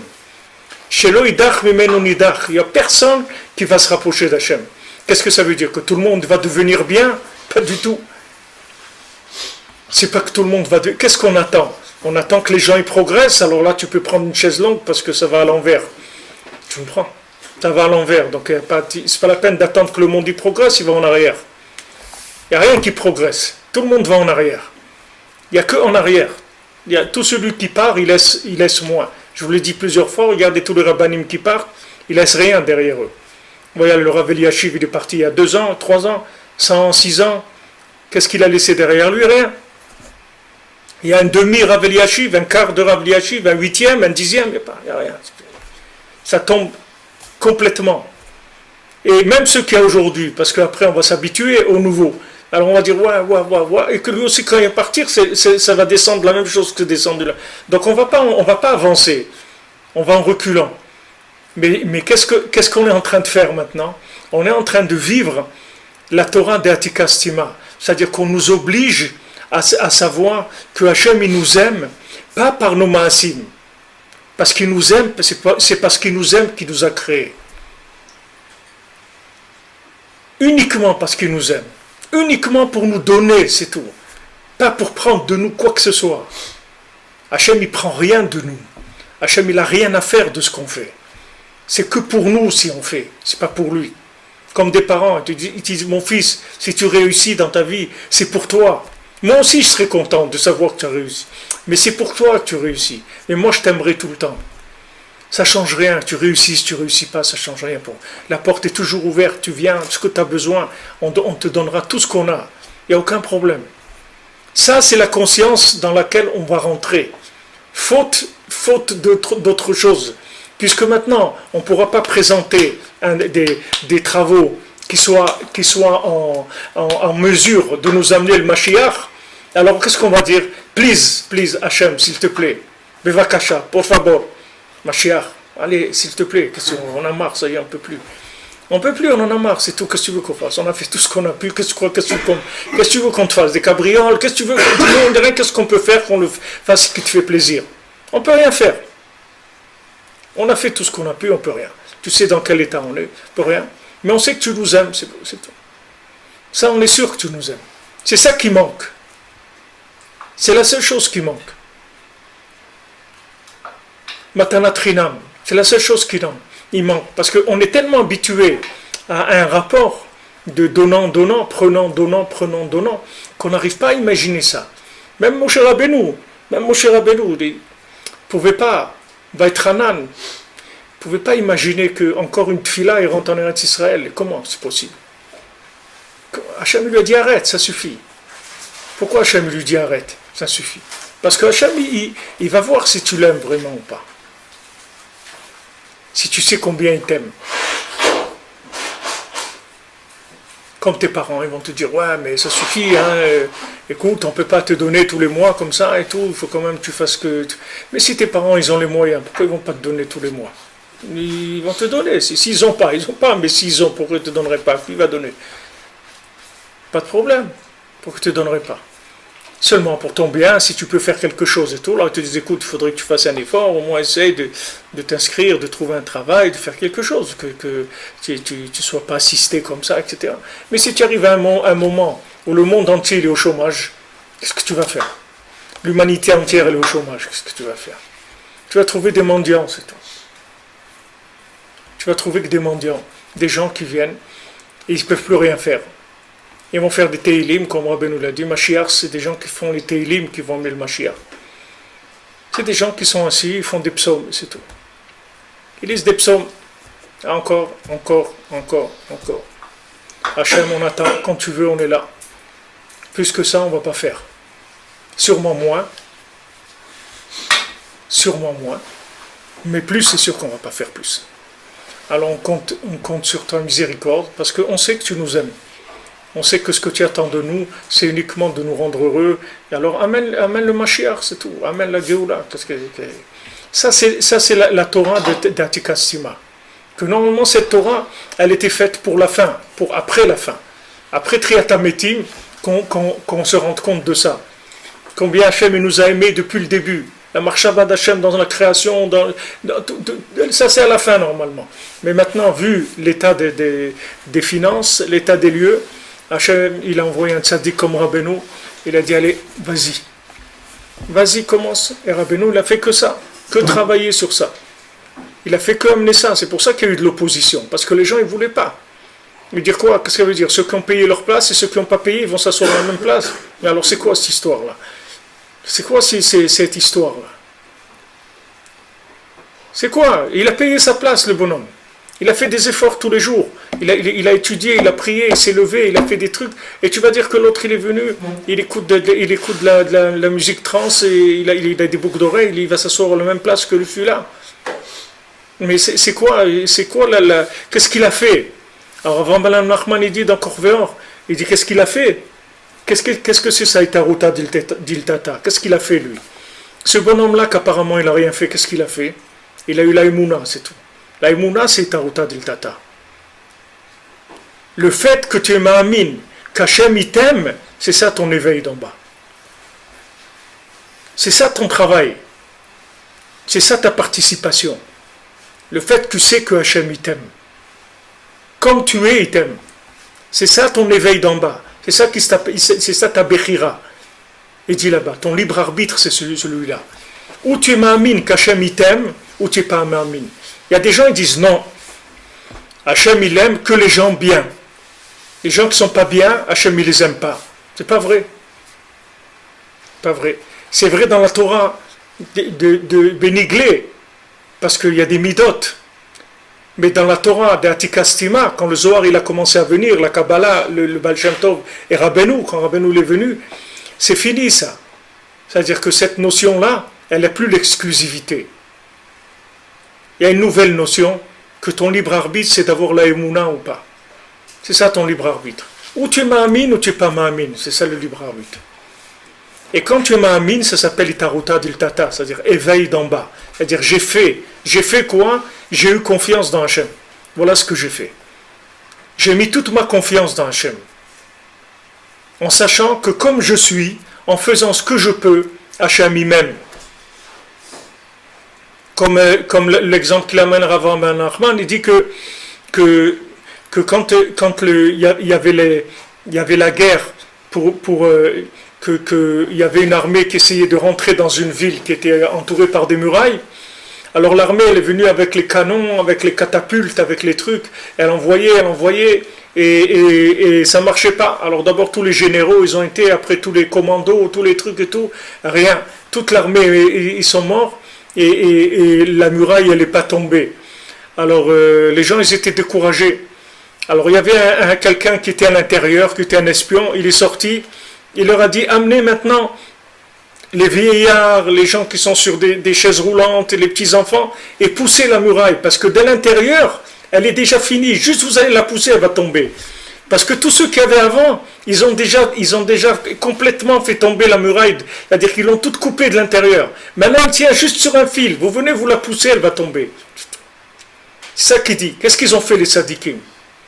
Si maintenant tu dis que c'est les actions des gens qui vont emmener la Géoula, alors ça y est, on dépose le bilan tout de suite. Pourquoi tu n'as pas amené la Géoula quand il y avait les Tanaïm et les Amoraïm? Pourquoi tu n'as pas amené quand il y avait Cheskia Ameler? Quand il y avait Cheskia Ameler, tous les enfants connaissaient les Mishnayot par cœur dans tout Eretz Israël, les Mishnayot de Taharot, de Kelim, les choses les plus dures, ils connaissaient tous les enfants. Alors pourquoi tu ne l'as pas amené à cette époque-là? Pourquoi maintenant tu attends maintenant? Parce que ce qu'ils ont fait dans les midot, dans les mesures, c'est bien, c'est extraordinaire. Mais seulement, ils n'ont pas eu besoin de la Torah d'Atika Stima. Ils n'ont pas eu besoin de leurs parents. Tu comprends? C'est bien qu'un enfant, il réussisse. Mais quand un enfant, il réussit et il a besoin de ses parents, alors c'est mieux pour les parents. Parce qu'ils sont contents de donner à leurs enfants. Et quand l'enfant il n'a pas besoin d'eux, même s'il a réussi, mais les maasés, il n'a pas exploité, c'est-à-dire le père et la mère, ils n'ont pas pu sortir cet amour extraordinaire qu'ils ont pour leur enfant, parce qu'il a réussi. Donc ils sont là et c'est bien, ils sont contents de sa réussite. Mais ce côté-là, de cet amour paternel et maternel, ils ne peuvent pas le donner. Hachem, c'est pareil. Hachem, il est très content de tous les tzadikim qu'il y a eu dans l'Olam. Il n'y a pas de problème, ils ont travaillé, ils ont réussi leurs examens, c'est nifla ce qu'ils ont fait. Et pourquoi Mashiach n'est pas venu alors? Amène le Mashiach. Et si tu ne l'as pas amené ce moment-là, et que c'est ça que tu attends, qu'on devienne comme eux, alors laisse tomber, c'est-à-dire que ça y est, ça veut dire on a terminé, tu déposes le bilan, c'est fini, on a terminé. Tu crois qu'on va être comme des tzadikim qu'il y avait avant?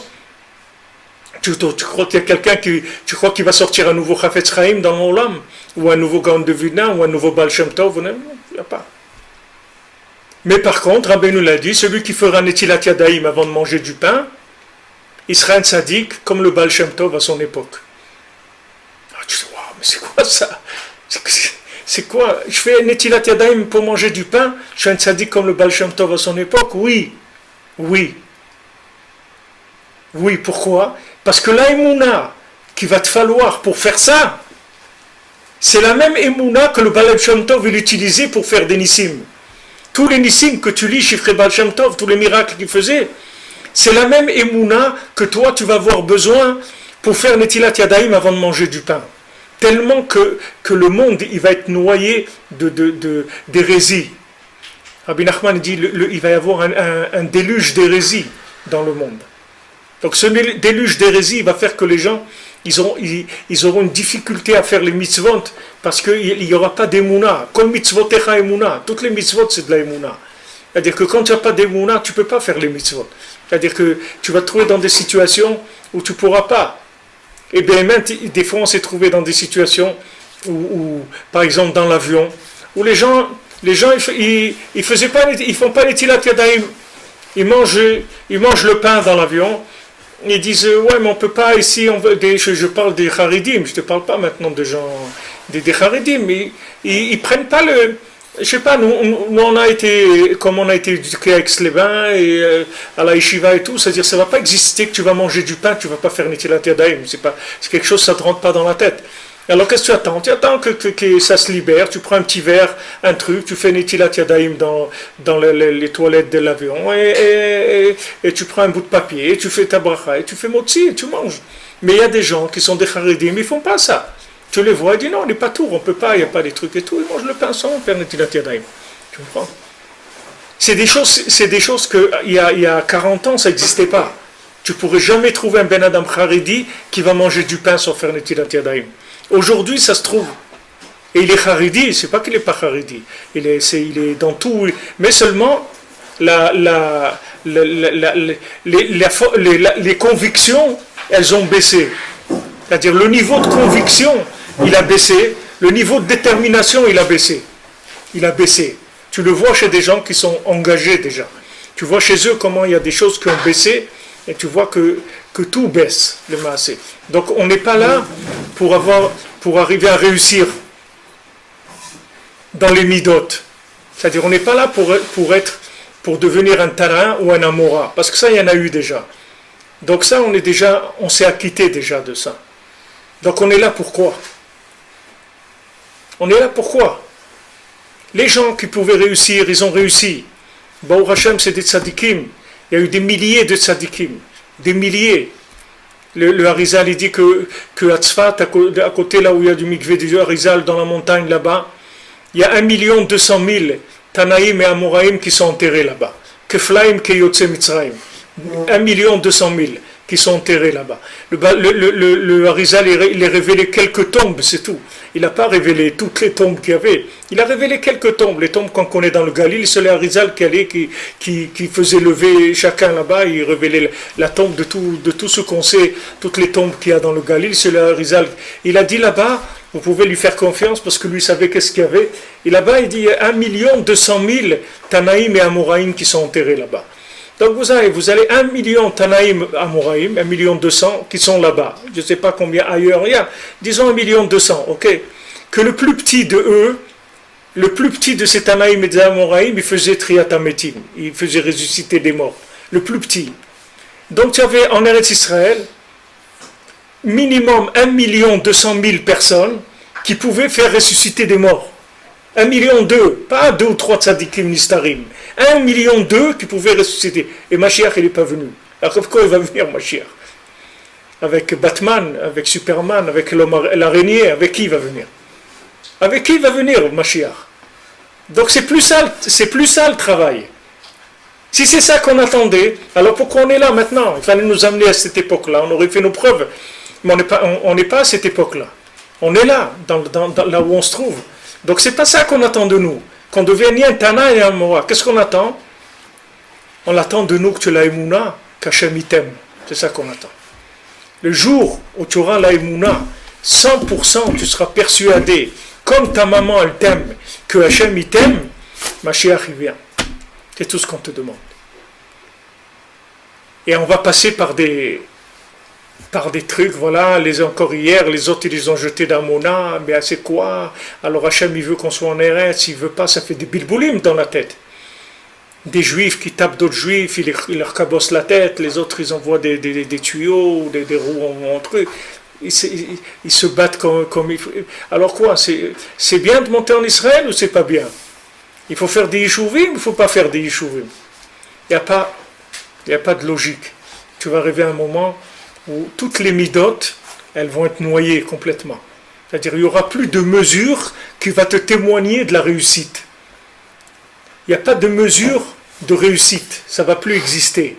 Dans les mesures, il n'y aura pas de réussite. Mais par contre, dans la Emouna, il y aurait de la réussite. Tu vas voir des gens qui vont être razak dans la Emouna. Et ceux-là, ils arriveront au bout. Et ceux-là, ils vont couronner le Mashiach. Comme Rabbeinu, quand il a dit ça, il a dit voilà, il y a eu le roi il est sorti se promener avec toute sa cour, et il y a eu un déluge. Alors quand il a commencé à pleuvoir très fort, tout le monde a cherché à se sauver, et se cacher du déluge qu'il y avait d'eau, et personne n'a pensé au roi. Alors le roi il a cherché, il a trouvé la cabane d'un paysan comme ça, le paysan l'a réussi, il l'a reçu, il lui a changé ses habits, il lui a donné à manger, etc.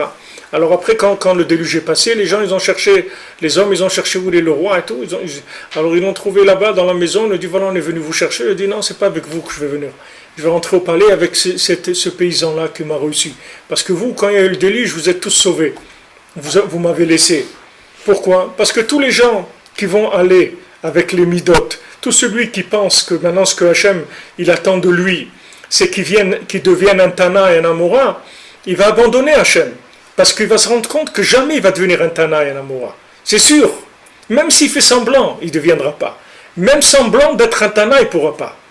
Parce que pour faire semblant, il faut au moins brasser quelques trucs, ça aussi il ne va pas arriver. Même faire semblant, il n'aura pas. Faire semblant, il fait un peu, comme on dit, le sheker, il a besoin d'un peu de émet. Mais ce peu de émet, pour le sheker, il n'existe plus déjà. C'est-à-dire, même pour faire semblant, tu ne peux plus. Alors, qu'est-ce qui reste? Des paumés. Un peu plus, un peu moins paumés. Ok. Alors, qu'est-ce qu'on fait? La Emouna.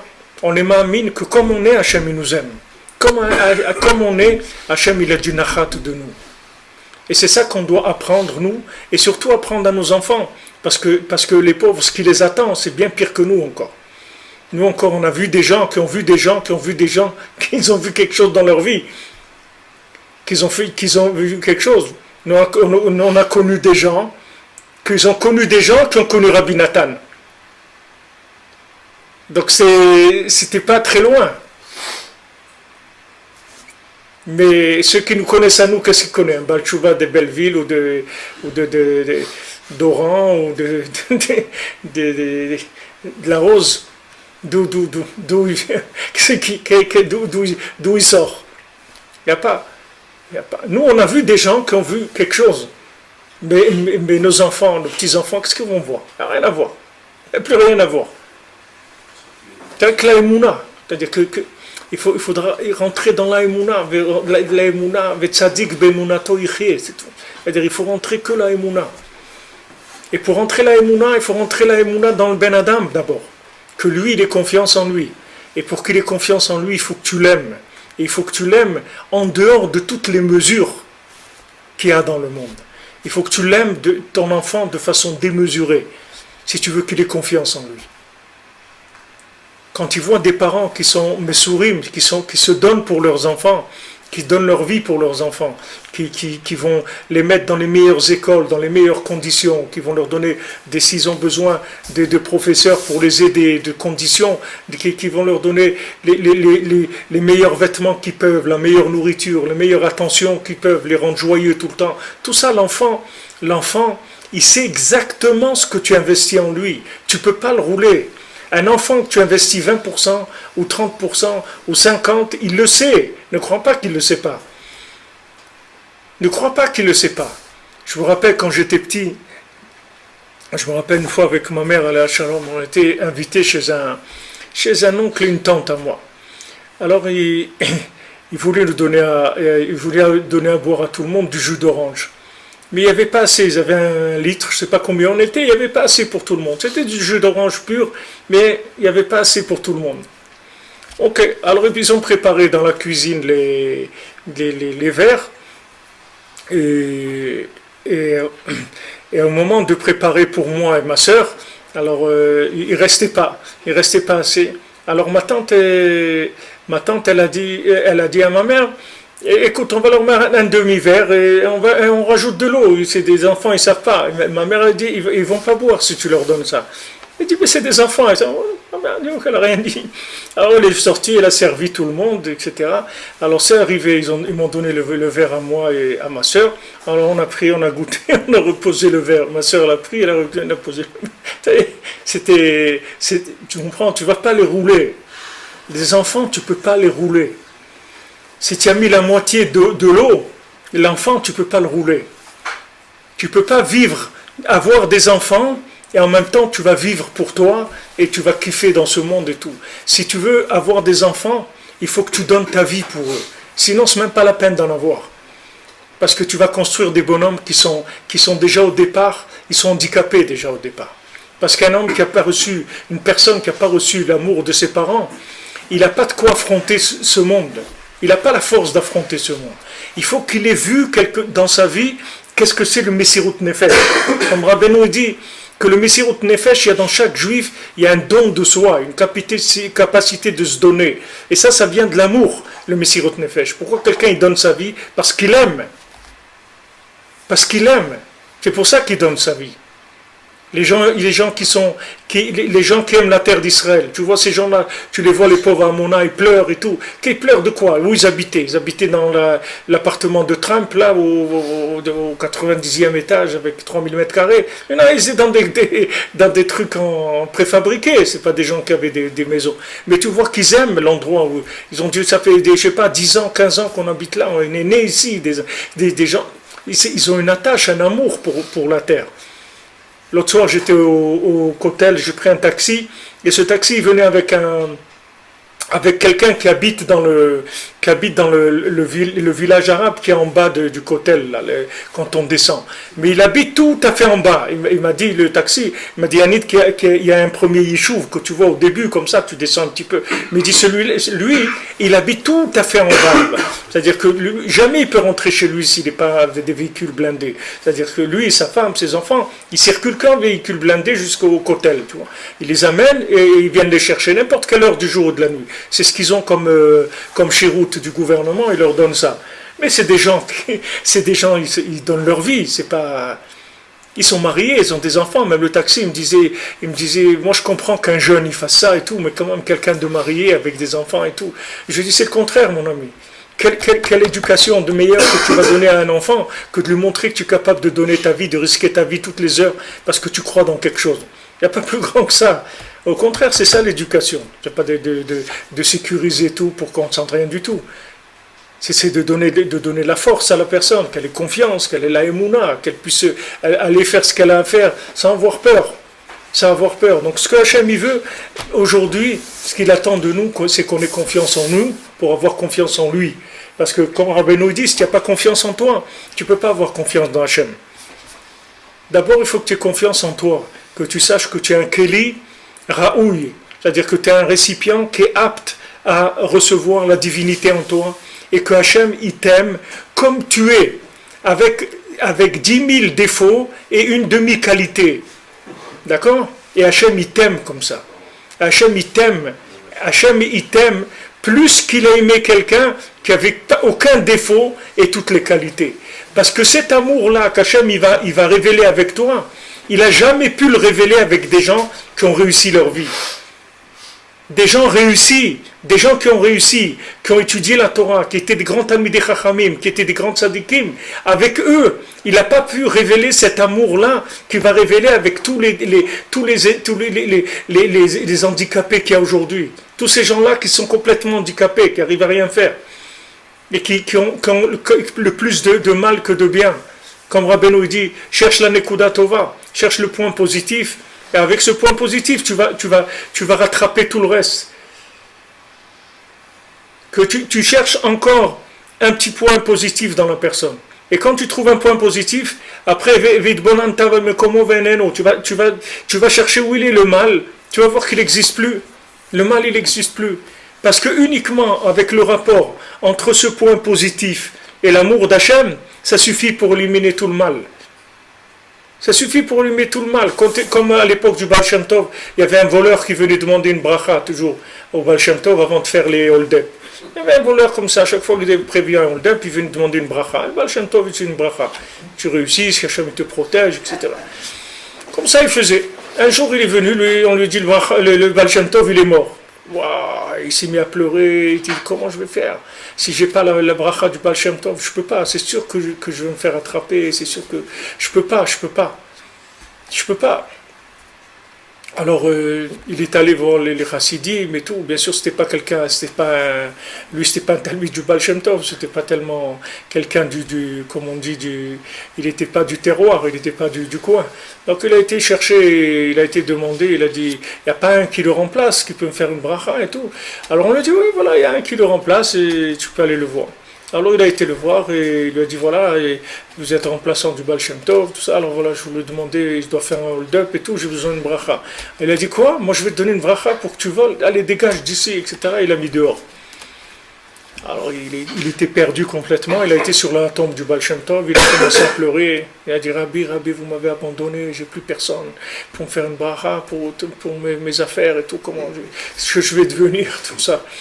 Alors le Baal Shem Tov, il est venu, il s'est révélé à son élève, il lui a dit regarde, il va revenir chez toi, tu lui fais une bracha, tu lui fais la bracha pour qu'il réussisse. Alors, alors je ne sais pas si le Baal Shem Tov, il lui a parlé au voleur, il lui a dit retourne chez le Rav, en tout cas il est retourné chez le Rav, et le Rav il lui a fait la bracha. Et après lui-même, il s'est dit, tu te rends compte qu'est-ce que j'ai fait de déranger un tzaddik comme ça qui est décédé, le truc, j'allais venir, tout ça pour aller voler et tout. C'est pas bien ce que je suis en train de faire. Tout. Il faut pas. Et voilà, après ce jour-là, il a arrêté de voler, il a fini. Il a pris conscience que c'était pas bien ce qu'il faisait, c'est comme ça qu'il a arrêté. Nous, c'est la même chose. C'est que comme ça qu'on va arrêter. C'est-à-dire, on va arriver. Comme quelqu'un, il dit, regarde, il dit à sa mère, moi j'ai envie de faire ça et tout, mais rien que parce que je veux pas te faire de la peine, alors je vais pas le faire, c'est tout. C'est pas moi je suis fou complètement, moi je vais le faire, mais maintenant je sais que ça va te faire de la peine, et te faire de la peine, ça je veux pas, donc je vais pas le faire. C'est pas parce que lui il a les mesures pour faire, il n'a pas les mesures, tu lui donnes d'après ses mesures à lui, il va les faire le hold-up, tu comprends. Ça, c'est ce que lui comprend et il a envie de le faire parce que dans sa tête, il a des théories que toutes les banques, c'est des voleurs, et etc. Il a toutes sortes de choses pour accommoder. Il dit voilà, même les futurs présidents, sa femme, elle a volé 800 000 euros et trucs. Et donc voilà, le monde entier, il est comme ça et c'est tous des voleurs. Donc lui, il a plein de théories dans sa tête pour justifier ce qu'il a envie de faire. Ok.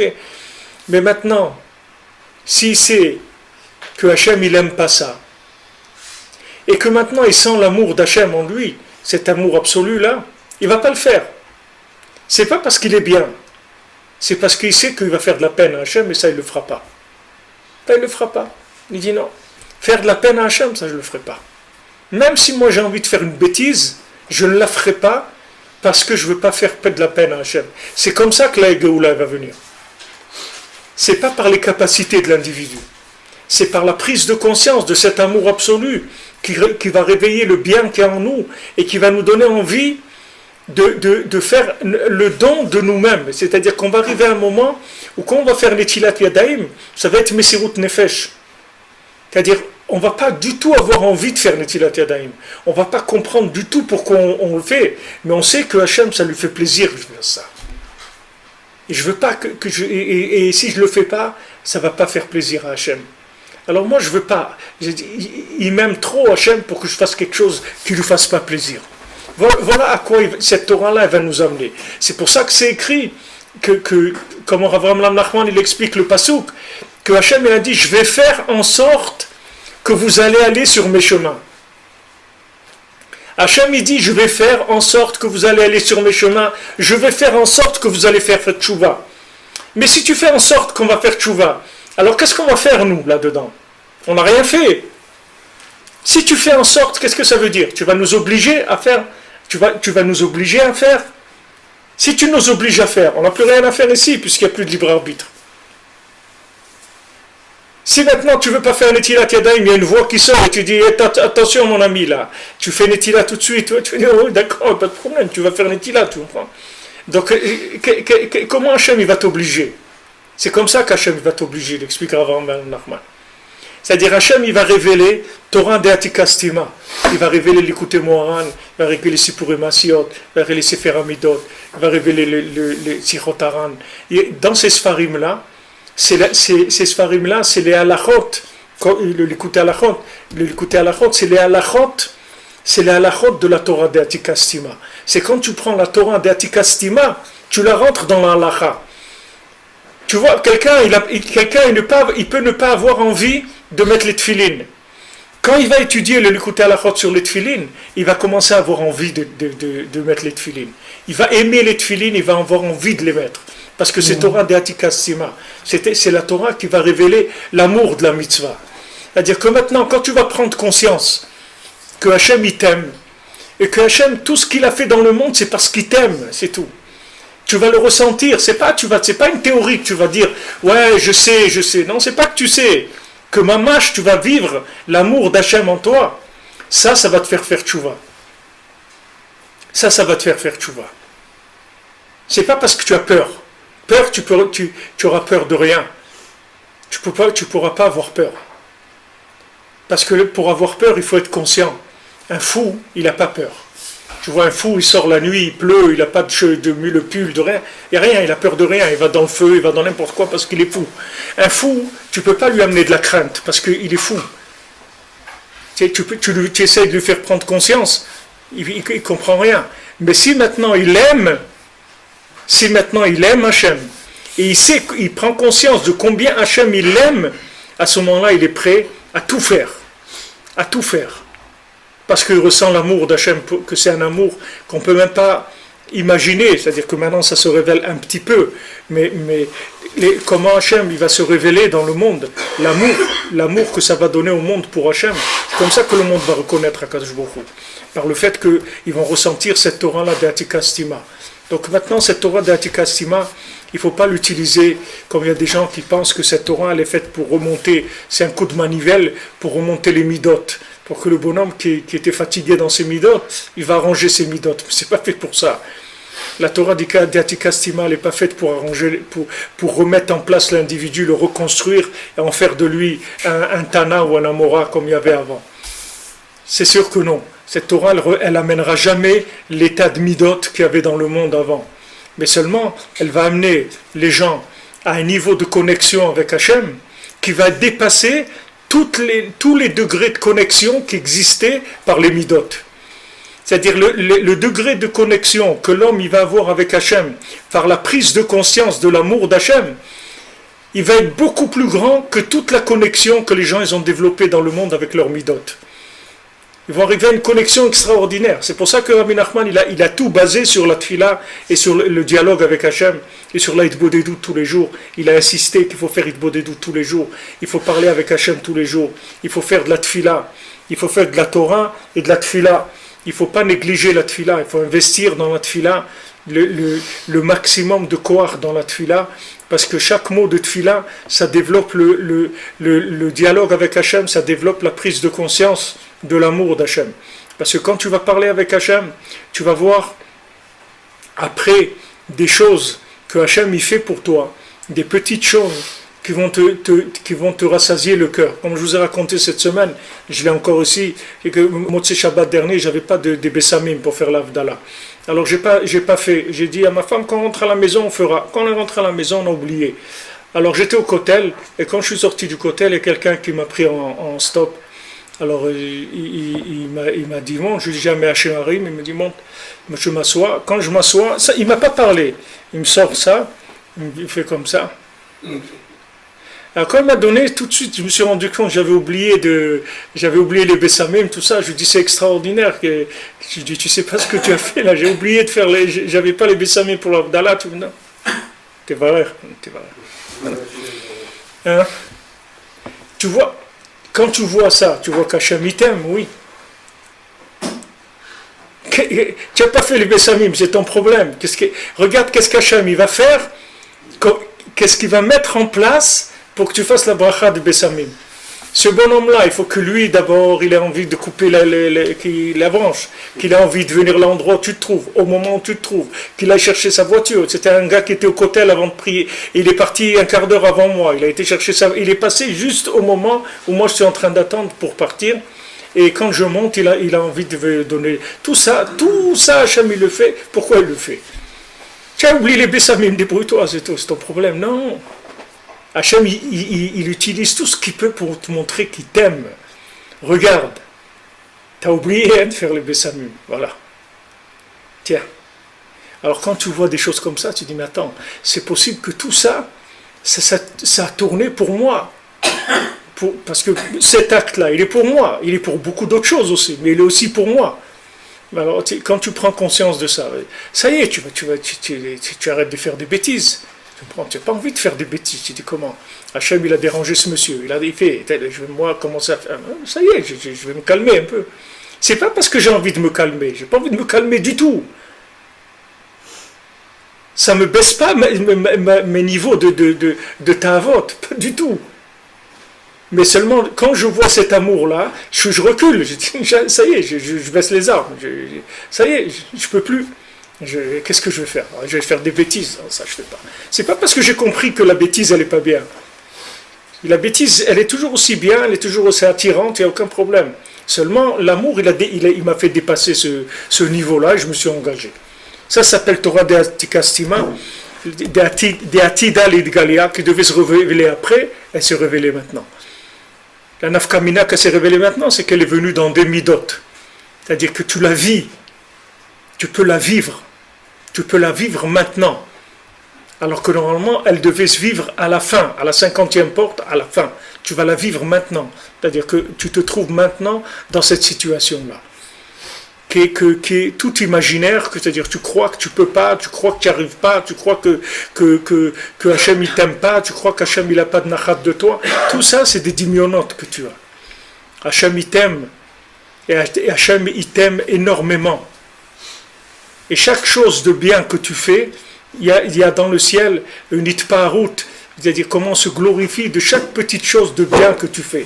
Parce que les gens aujourd'hui sont tellement tarés que chaque chose qu'ils font de bien, c'est un nes gadol. De dire, regarde les gens comment ils se disputent, tu veux savoir où il est le monde, regarde Breslev où ils sont, tu vas voir de quoi les gens, dans quoi ils ont leur tête. Ça, c'est des gens qui étudient la Torah, qui connaissent la Torah, où ils ont leur tête, en train de sortir des affiches les uns sur les autres, se réunir les uns sur les autres, se taper, ils arrivaient à se taper les uns sur les autres, d'amener des gens, Hachem Ishmor. Comment les gens ils arrivent à cette chose-là? Comment ils arrivent à ça? Parce que le moi, il est tout petit. Les gens, ils sont fous. C'est pas parce qu'ils connaissent la Torah, qu'ils connaissent la Torah, qu'ils ne connaissent pas, ça ne change rien du tout. Le Ben Adam, il est fou. Il ose faire des choses. Il ose faire des choses qui sont horribles. Alors qu'il a de la Torah, il a cru. Et surtout parce que les gens ils croient qu'ils ont compris quelque chose. Comme Rabbi Nathan nous l'a répété, je ne sais pas combien de fois dans l'écoute à la chot, je ne sais pas combien de fois il a répété, le Ikar, c'est que tu saches que tu ne comprends rien. Il n'y a personne aujourd'hui qui est dépositaire officiel de la marque de Breslev. C'est fini. C'est fini ça. Il n'y a plus de dépositaire officiel qui dit Breslev, c'est moi. Non. Tu fais partie de Breslev. Mais Breslev, c'est beaucoup de choses. Ça touche à la simple. Hein? Ça touche au judaïsme simple. Il n'y a pas de judaïsme stam, parce que toutes ces choses-là, il n'y a rien qui est sûr, il n'y a rien qui est vrai, il n'y a rien qui est... Même si c'est judaïsme stam, il n'y a personne qui t'a dit de juger l'autre sur son judaïsme. Si lui maintenant le gars, il fait Shabbat, il fait tout. Maintenant, tu vois, à un moment, il sort, il va se fumer une clope aux toilettes, et il revient, c'est tout. Qu'est-ce qu'il y a? Qu'est-ce que ça te regarde? Qu'est-ce que ça te regarde? Pour ça, tu ne vas pas lui dire Shabbat Shalom, tu ne vas pas le laisser faire Kiddush. Qu'est-ce qu'il y a? Qu'est-ce qu'il y a? C'est son problème, c'est pas le tien. Personne ne t'a mis comme... Ça me dit que moi aussi, je dois aller fumer une cigarette. C'est quoi? S'il me dit, non, comment... S'il me dit, tant que c'est lui qui a un problème, qui va fumer une cigarette. D'accord, il s'est caché, il revient de sa vie. Mais si maintenant il me dit non, Shabbat, c'est avec une cigarette. C'est pas vrai, il n'y a personne qui fait quoi que ce soit. Il y a des groupes dans Breslev. Chaque groupe, il a fait sa vie. Il y a ceux qui sont à Yavniel, ceux qui sont là-bas. Chacun, il fait sa vie. Il n'y a personne qui fait l'autre. C'est pas vrai. Il n'y a pas de kfia. Seulement, les gens, ils veulent pas que les gens ils disent c'est ça Breslev. Mais toi aussi, c'est pas Breslev. Et l'autre aussi, c'est... Qui est-ce qui est Breslev? Qui c'est qui est Breslev? Nanach, c'est Breslev. Alors, le Rav Shik, c'est Breslev, le Rav Berland, c'est Breslev, la Choule, c'est Breslev, les Sfarad de New York, c'est Breslev, qui c'est qui est Breslev? Tout cela, c'est Breslev. C'est ça, Rabbeinu. Alors, tu vas enlever un truc, et tous les gens qui ont besoin de ça, tu vas dire non, ça c'est pas, non, ça c'est pas bien. C'est pas bien pour toi. Ça te parle pas, ok. C'est pas parce que ça parle pas à toi que ça parle pas à d'autres. Tant que tu n'arrives pas à cette conscience-là, tu ne peux pas avancer. Et il n'y aura pas d'avancement. Et Rabbeinu, il ne peut pas se révéler dans le monde comme il faut. Parce que ceux qui empêchent le Mashiach, c'est les Breslev, ce n'est pas les autres. Il a dit Avraham ben Nachman. Ceux qui empêchent la venue de Mashiach, c'est pas Bibi Netanyahu, ni celui qui a démonté Amona, tu comprends? Ça c'est de la rigolade, ça. Ça c'est rien du tout. C'est pas ça qui empêche de venir le Mashiach. Ce qui empêche de venir le Mashiach, c'est les machloquettes qu'il y a dans Breslev. C'est tout. C'est écrit Beferouche, tu comprends? C'est pas quelque chose. La machloquette qu'il y a dans Breslev, ça empêche les sphirotes de communiquer. Et ça asphyxie les gens. Parce qu'il t'oblige à vivre fermé dans ton truc, sans communiquer avec les autres, et tu t'asphyxies. Même si c'est bien. Même si le chesed c'est bien, la gvoura c'est bien, le tiferet c'est bien. Mais la gvoura, elle vit du chesed. Sa vie, c'est le chesed. Et la vie du chesed, c'est la gvoura. Tu enlèves au chesed la gvoura, il meurt le chesed. Tu enlèves le chesed à la gvoura, elle meurt. Quand tu sépares les gens, tu les asphyxies eux-mêmes. Ils tournent 1000 fois moins vite que ce qu'ils pourraient tourner. Ils révèlent 1000 fois moins vite. Alors que si les gens, au moins ils s'acceptaient, on ne dit pas maintenant de s'entraider, de se faire la bise, de se donner de l'argent des uns aux autres. Disons que les gens, ils n'ont pas ce niveau-là. Mais au moins, tu acceptes que l'autre, il existe. Tu ne commences pas à faire des trucs. Et quand on te dit, ouais, il a fait ça, tu dis, je ne sais rien, moi, je comprends rien, moi, je ne sais rien du tout. Moi, je ne sais rien. Quand Rav Nachman Tutchiner, quelqu'un il est venu lui parler sur une marloquette, non, Rav Nachman Tutchiner, il a parlé à quelqu'un parce qu'il y avait une histoire au Kloï Saouman par rapport à sa parnassa, lui qui travaillait dans le Kloï. L'autre il lui a dit, écoute, moi j'ai pas des oreilles pour entendre ces trucs-là, moi je peux pas entendre ça. Et je m'excuse, s'il y a quelque chose, parle avec Rabbeinu, sur le Kever, il raconte lui, mais moi je peux pas entendre des histoires sur les autres Breslevers. Alors, Rav Nachman Tutchiner, il lui a fait une bracha, il lui a dit, tu auras un richot yamim. Il dit pour ça que tu as dit maintenant, tu vas vivre vieux, ça a été comme ça. Il a vécu très vieux. Mais même à leur époque, il y avait des histoires. Je crois qu'il y avait pas, tout le temps, il y a eu des histoires. Mais les gens, ils savaient gérer les histoires. Ils avaient un da'at, tu comprends? Un rave qui a un da'at, il ne rentre pas dans des histoires. Il ne va pas commencer à se disputer avec les petits-enfants dans la rue, tu comprends? C'est pas sérieux. Reste dans ton truc, dis voilà, nous, notre truc à nous, on est un groupe de 100, de 200, de 5000, de 10 000, pas de problème. Nous, on pense que c'est comme ça. C'est notre façon de vivre, Breslev. Qu'on la cavode, il n'y a pas de problème. Et à côté, tu es un bonhomme qui fait autre chose.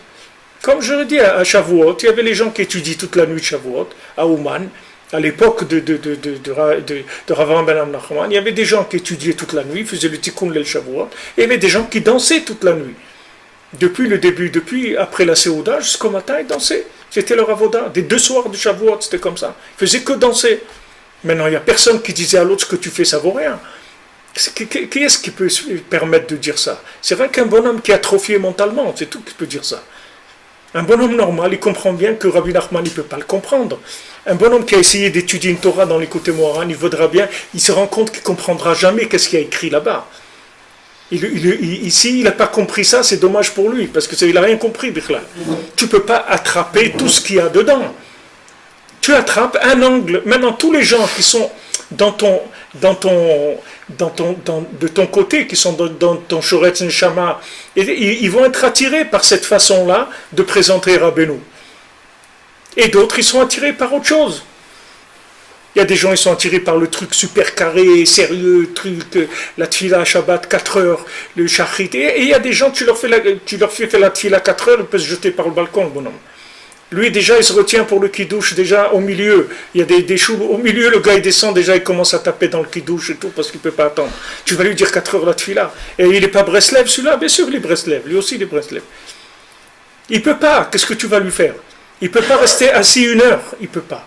Il faut qu'il se lève, qu'il marche dans la synagogue. Il ne peut pas rester assis. Avec un sidour, il ne peut pas. Il faut qu'il marche. Qu'il va d'un côté. Alors qu'est-ce que tu veux lui faire? Il n'est pas Breslev, parce qu'il marche dans la choule. Il est là. Il est avec Rabbeinu. Il vient à Rosh Hashanah. il fait tikkun klali, il fait idbo des doutes. Qu'est-ce que tu veux de lui? Tous les autres trucs, Rabbeinu l'a pas dit. Rabbeinu il a dit Ouman Rosh Hashanah, le Shulchan Aruch et idbo des doutes, c'est tout. Après, tu as envie de faire un style comme ça, un style Thaïlande ou style Taïwan ou style comme ça, fais ce que tu veux, le style que tu as envie. Personne ne t'a rien dit. Mais ne dis pas c'est ça Breslev et c'est rien d'autre. Parce que là, ça commence à faire des problèmes. Tu vois. Parce que là, c'est de l'asphyxie, Pachout. Et c'est pas une asphyxie personnelle, c'est que ça empêche la Géoula. C'est Pachout. Tu empêches la Géoula, tu empêches les canaux de diffuser. Alors que si maintenant les gens, au moins, ils se supportent, ils se respectent, ça fait que ça passe. Rabbi nous dit le Avir Nach Vezach, il donne le nian de l'air, que l'air, les ondes, si elles ne rencontrent pas des murs, les ondes, elles se dispatchent jusqu'au bout du monde. Les ondes, il n'y a rien qui les arrête, rien que quand il y a un mur devant. Rabbi nous dit quand maintenant, il n'y a pas de marloquette entre les gens, alors, ça circule. Les ondes, elles circulent, elles vont réveiller des gens, elles vont faire que des gens ils vont faire tchouva, la Torah du tzaddik, elle se répand dans le monde. Mais pour ça, il faut un minimum de respect par rapport au tzaddik. Même si les personnes, elles pensent ce qu'elles pensent. Mais par rapport au tzaddik, comme il dit que chez l'onevol, chez l'onekalem la netzach, qu'on ne fasse pas honte au netzach, qu'on ne fasse pas honte à Rabbeinu. C'est que les gens, leur comportement, ne fassent pas honte à Rabbeinu. Quand tu vois des marloquettes comme ça, où il y a la police qui doit venir, des trucs, les gens disent, mais c'est quoi ici? C'est quoi ce truc-là? Qu'est-ce qu'ils sont en train de faire? Bon, des gens qui sont des vieux routards, ça ne les dérange pas tellement, ils en ont vu d'autres. Mais des gens qui sont nouveaux et tout, ils voient ça, mais le bonhomme, il dit, attends, ça c'est comme à Mona, c'est la même chose. C'est la même chose, ils envoient, ils tapent les juifs et trucs, c'est la même chose. C'est-à-dire, c'est la même salade, tout ce truc-là. C'est machalish beaucoup, ça affaiblit les gens. Ça empêche, ça empêche la Géoula. C'est des choses qui empêchent la Géoula. Alors que si on prend conscience du côté, si tu veux, que Rabbeinu, il couvre vraiment tout ce qui peut exister comme notion de Torah, ou de Tfila, ou de Hirat Shamayim, ou de Halacha, ou de tout. Rabbeinu couvre toutes ces choses-là. Donc quand tu as trouvé un angle, tu as trouvé ta petite planque où tu es tranquille, Ashrecha, Baruch Hashem, c'est nifla, tu développes ton truc à fond, il n'y a aucun problème. Mais il ne faut pas être possède les autres, c'est tout. Il ne faut pas être possède les autres. Parce qu'aujourd'hui, il n'y a personne qui a un da'at de Breslev Shalem. Il faut le savoir, il n'y a personne qui a un da'at Shalem, qui peut te dire Breslev, c'est ça. Ça n'existe pas. Et s'il te le dit, sache que c'est un menteur, parce que ce n'est pas vrai, ça n'existe pas. Il n'y a personne qui peut saisir Breslev dans sa clariout. Il n'y a que des gens, ils ont attrapé des angles. Ok, c'est un angle, il est bien, il est vrai, il est extraordinaire, mais c'est qu'un angle, c'est tout. Sur Matzliar, avant, c'est pas de problème. Mais il ne faut pas de machloquette. Choquette, c'est terrible.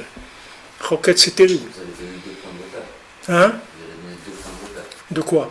3 points de repère. Mano Sheshana, et Bodedou, Shulchan Aruch. Ouais. Tant que ça laisse dans ça.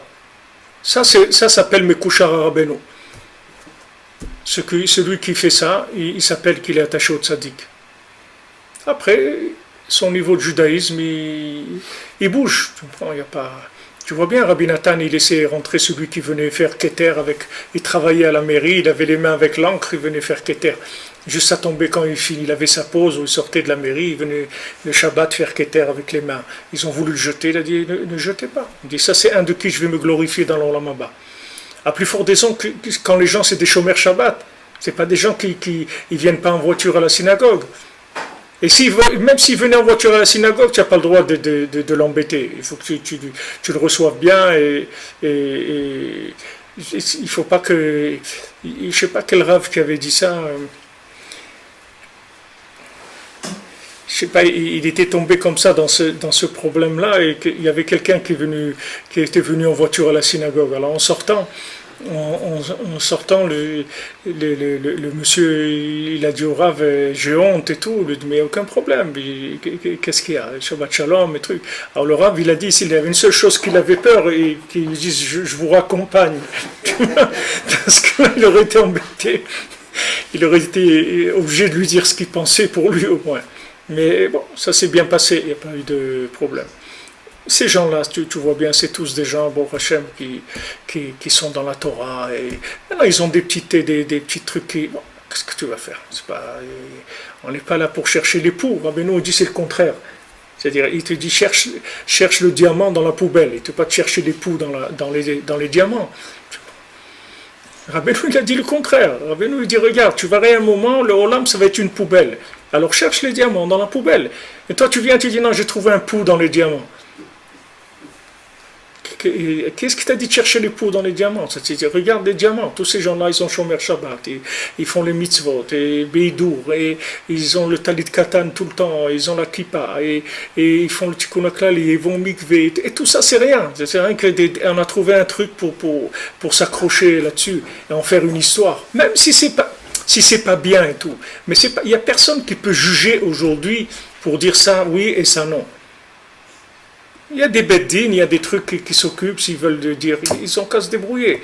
Mais nous, la famille, on n'a pas le droit de faire des histoires de famille, parce que c'est très grave pour le monde, pour nous et pour le monde. Et quel boucha! Imagine-toi, quelqu'un il vient dans l'Olam Haemet devant Rabbeinu lui met une tarte et lui dit c'est toi qui as empêché le Mashiach de venir, tu l'as retardé de 1 mois ou de 2 mois. Et tu crois que le bonhomme il va tenir devant quelque chose comme ça? Il faut voir un peu plus loin que là où on est maintenant. Il faut savoir qu'un jour on va être confronté aux choses comme elles doivent être. Ok, tiens Baltava, tiens Balgava, tiens toutes les tavot du monde, ok, pas de problème, on t'a rien dit. Mais en plus tu fais des histoires, alors là ça marche pas. Ça marche pas. Il y a un truc qui tourne pas rond.